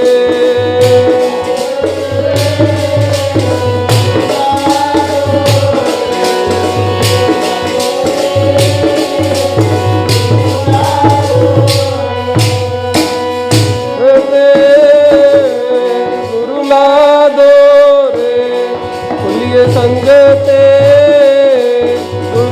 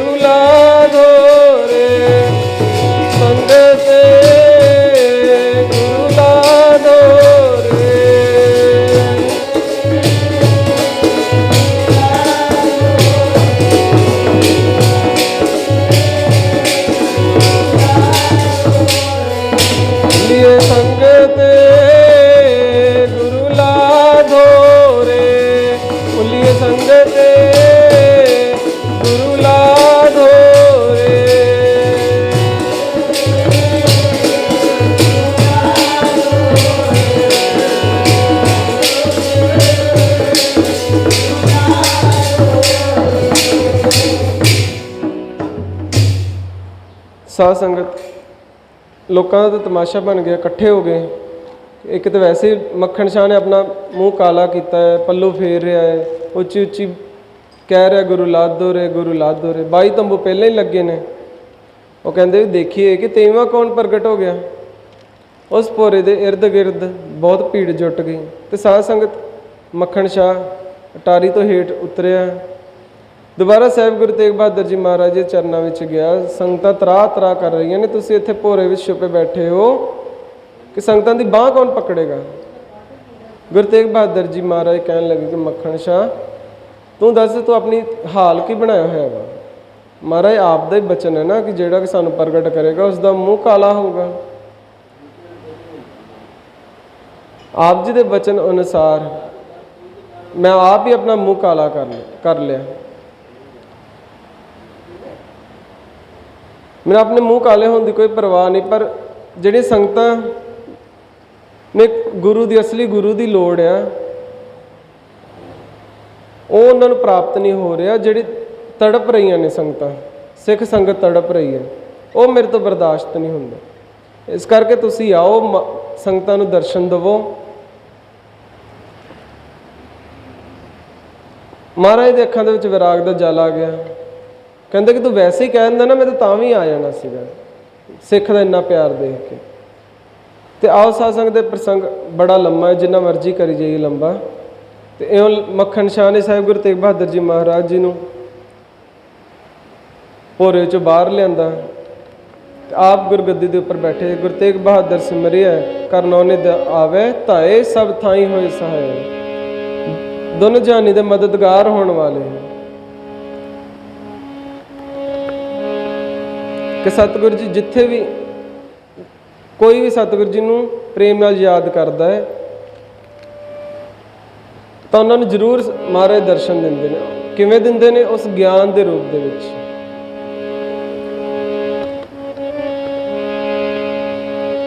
ਜਿਹੜੇ ਬਦਲਿਆਂ ਦੀ ਨਿਆਏ ਨੇ, ਐਸੇ ਸਤਿਗੁਰੂ ਜੀ ਆਪਣੇ ਗਿਆਨ ਦੀ ਵਰਸ਼ਾ ਕਰਦੇ ਨੇ ਆਪਣੇ ਸਿੱਖਾਂ ਦੇ ਉੱਪਰ, ਜਿਹੜੇ ਉਸ ਗਿਆਨ ਨੂੰ ਪ੍ਰਾਪਤ ਕਰਨਾ ਚਾਹੁੰਦੇ ਨੇ।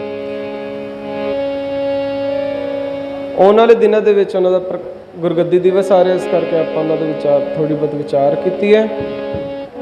ਆਓ ਹੁਣ ਸਮਾਪਤੀ ਕਰੀਏ ਇੱਕ ਧਾਰਨਾ ਪੜ੍ਹ ਕੇ।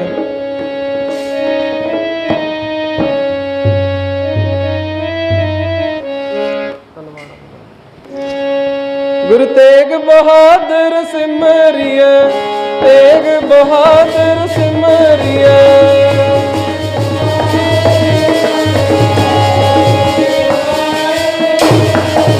ਗੁਰੂ ਤੇਗ ਬਹਾਦਰ ਸਿਮਰਿਐ, ਤੇਗ ਬਹਾਦਰ ਸਿਮਰਿਐ।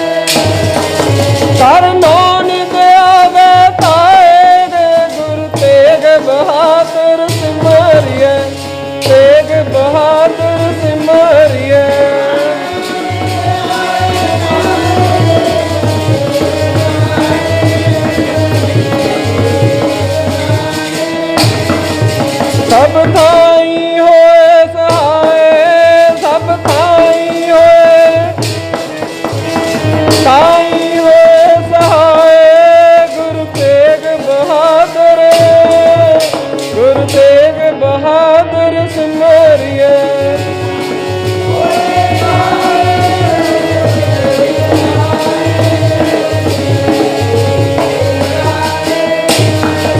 ਸਭ ਥਾਈ ਹੋਏ ਸਹਾਏ, ਗੁਰੂ ਤੇਗ ਬਹਾਦਰ ਸਿਮਰਿਐ,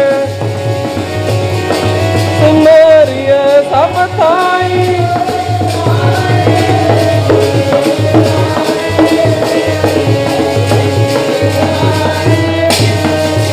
ਗੁਰੂ ਤੇਗ ਬਹਾਦਰ ਸਿਮਰਿਐ, ਤੇਗ ਬਹਾਦਰ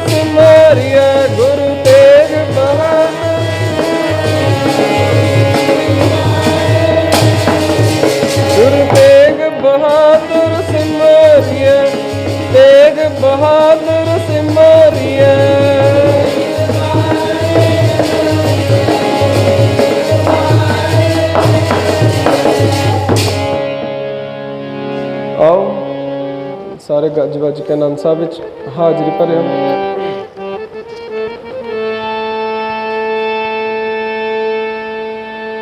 ਸਾਧ ਸੰਗਤ ਜਿਹੜੀ ਆਪਾਂ ਹਰੇਕ ਵਾਰ 2-4 ਬੇਨਤੀਆਂ ਕਰਦੇ ਕਿ ਸਹਿਜ ਪਾਠ ਕਰੋ, ਬਾਣੀ ਆਪ ਪੜ੍ਹੋ, ਬਾਣੀ ਨੂੰ ਵਿਚਾਰੋ, ਬਾਣੀ ਨੂੰ ਸਮਝੀਏ, ਕੋਸ਼ਿਸ਼ ਕਰੀਏ ਢਾਲਣ ਦੀ। ਉਹ ਜਿਹੜੀ ਅਖੀਰ ਤੇ ਗੱਲ ਹੈ, ਪਹਿਲਾਂ ਇਹੀ ਸਮਝ ਲਈ ਕਿ ਸਾਡਾ ਸ਼ਬਦ ਹੀ ਸਿਰਫ ਗੁਰੂ ਆ, ਕੋਈ ਸਰੀਰ ਨਹੀਂ, ਕੋਈ ਇਮਾਰਤ ਨਹੀਂ, ਕੋਈ ਇੱਟ ਪੱਥਰ ਨਹੀਂ, ਕੋਈ ਪਾਣੀ ਨਹੀਂ, ਕੋਈ ਦਰਖਤ ਨਹੀਂ, ਸਿਰਫ ਸ਼ਬਦ ਗੁਰੂ ਆ। ਕੋਈ ਕਾਗਜ਼ ਨਹੀਂ, ਕੋਈ ਸਿਹਾਈ ਨਹੀਂ, ਕੋਈ ਗੱਤਾ ਨਹੀਂ। ਜਦੋਂ ਸਾਨੂੰ ਇਹ ਸਮਝ ਆ ਗਈ ਫਿਰ ਆਪਾਂ ਗੁਰੂ ਦੇ ਲੜ ਲੱਗਾ, ਗਿਆਨ ਪ੍ਰਾਪਤ ਹੋਗਾ, ਹਰ ਜਿੱਥੇ ਬੈਠੇ ਹੋਵਾਂਗੇ ਉੱਥੇ ਖੁਸ਼ ਰਹਾਂਗੇ। ਬਾਣੀ ਆਪ ਪੜ੍ਹੋ, ਸਹਿਜ ਪਾਠ ਕਰੋ, ਨਿਤਨੇਮ ਜਿੰਨਾ ਕੰਠ ਹੋ ਸਕਦਾ ਉਨਾ ਕਰੋ, ਵੱਧ ਤੋਂ ਵੱਧ। ਚਾਪਲੂਸ ਨਹੀਂ, ਮਿਹਨਤੀ ਬਣੀਏ। ਅੱਗੇ ਵੀ ਕਹਿੰਦੇ ਕਿ ਚਾਪਲੂਸੀ ਨਾ ਕਿਸੇ ਦੀ ਕਰੀਏ।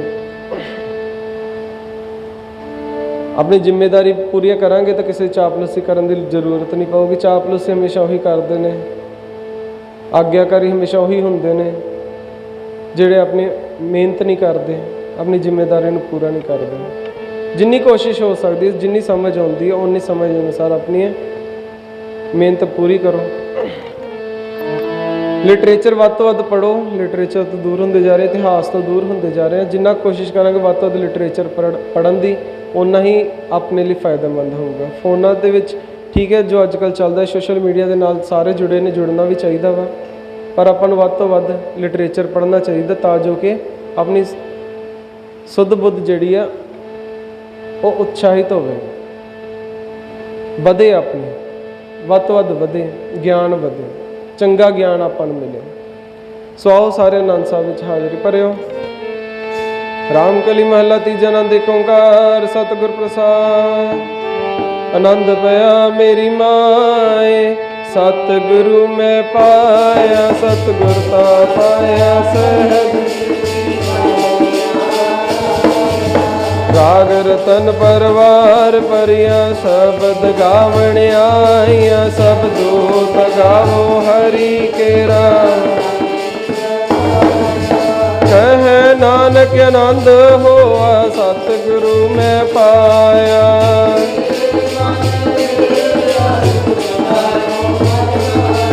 ਹਰ ਨਾਲ ਰਹੋ ਤੂੰ ਮਨ, ਮੇਰੇ ਦੁੱਖ ਸਭ ਵਿਸਾਰਨਾ।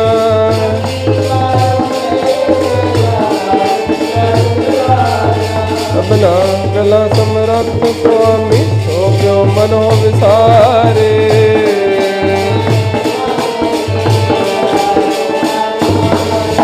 ਸਾਚੇ ਸਾਹਿਬਾ ਕਿਆ ਨਹੀਂ ਕਰ ਤੇਰਾ ਸਤ, ਤੇਰਾ ਸਭ ਕੁਛ ਹੈ। ਸਦਾ ਸਿਫਤ ਸਲਾਹ ਤੇਰੀ, ਨਾਮ ਮਨ ਵਸਾਵੇ।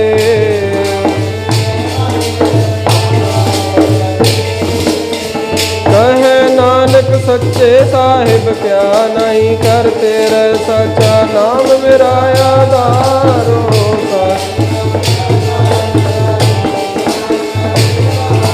ਕਰ ਸਾਥ ਸੁਖ ਮਨ ਆਏ ਵਸਿਆ। ਜਿਨੇ ਇੱਛਾ ਸਭ ਪੁਜਾਈਆਂ, ਸਦਾ ਗੁਰਮਾਨਿ ਕਹੇ ਨਾਨਕ ਸੁਣੋ ਸੰਤੋ, ਸਬਦ ਤਰੋ ਪਿਆਰੋ। ਸੱਚਾ ਨਾਮ ਮੇਰਾ ਕਰ ਸੁਭਾਗੇ, ਸ਼ਬਦ ਵਾਜੇ ਕਲਾ ਜਿਤ ਕਰ ਧਾਰਿਆ। ਪੰਚ ਦੂਤ ਸੁਖ ਫਿਰ ਕਰਮ ਪਾਇਆ, ਤੁਝ ਬਿਨ ਕੋ ਸੇ ਨਾਮ ਹਰ ਕੇ ਲਾਗੇ।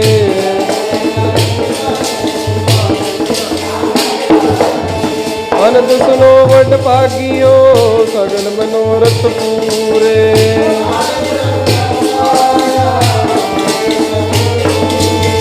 ਦੁਖ ਰੋਗ ਸੰਤਾਪ ਉਤਰੇ, ਸੁਣੀ ਸੱਚੀ ਬਾਣੀ।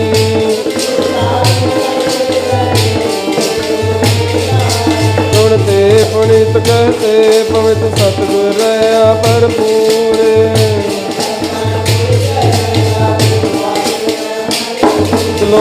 पवन गुरु पानी पिता माता तरत महत।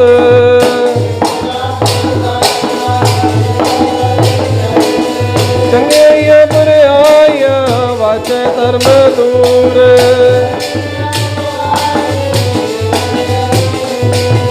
जिन्नी नाम ते आया गए मुसक्कत काल।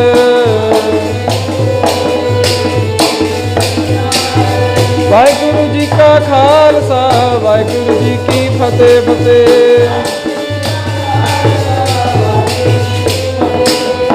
फतेह।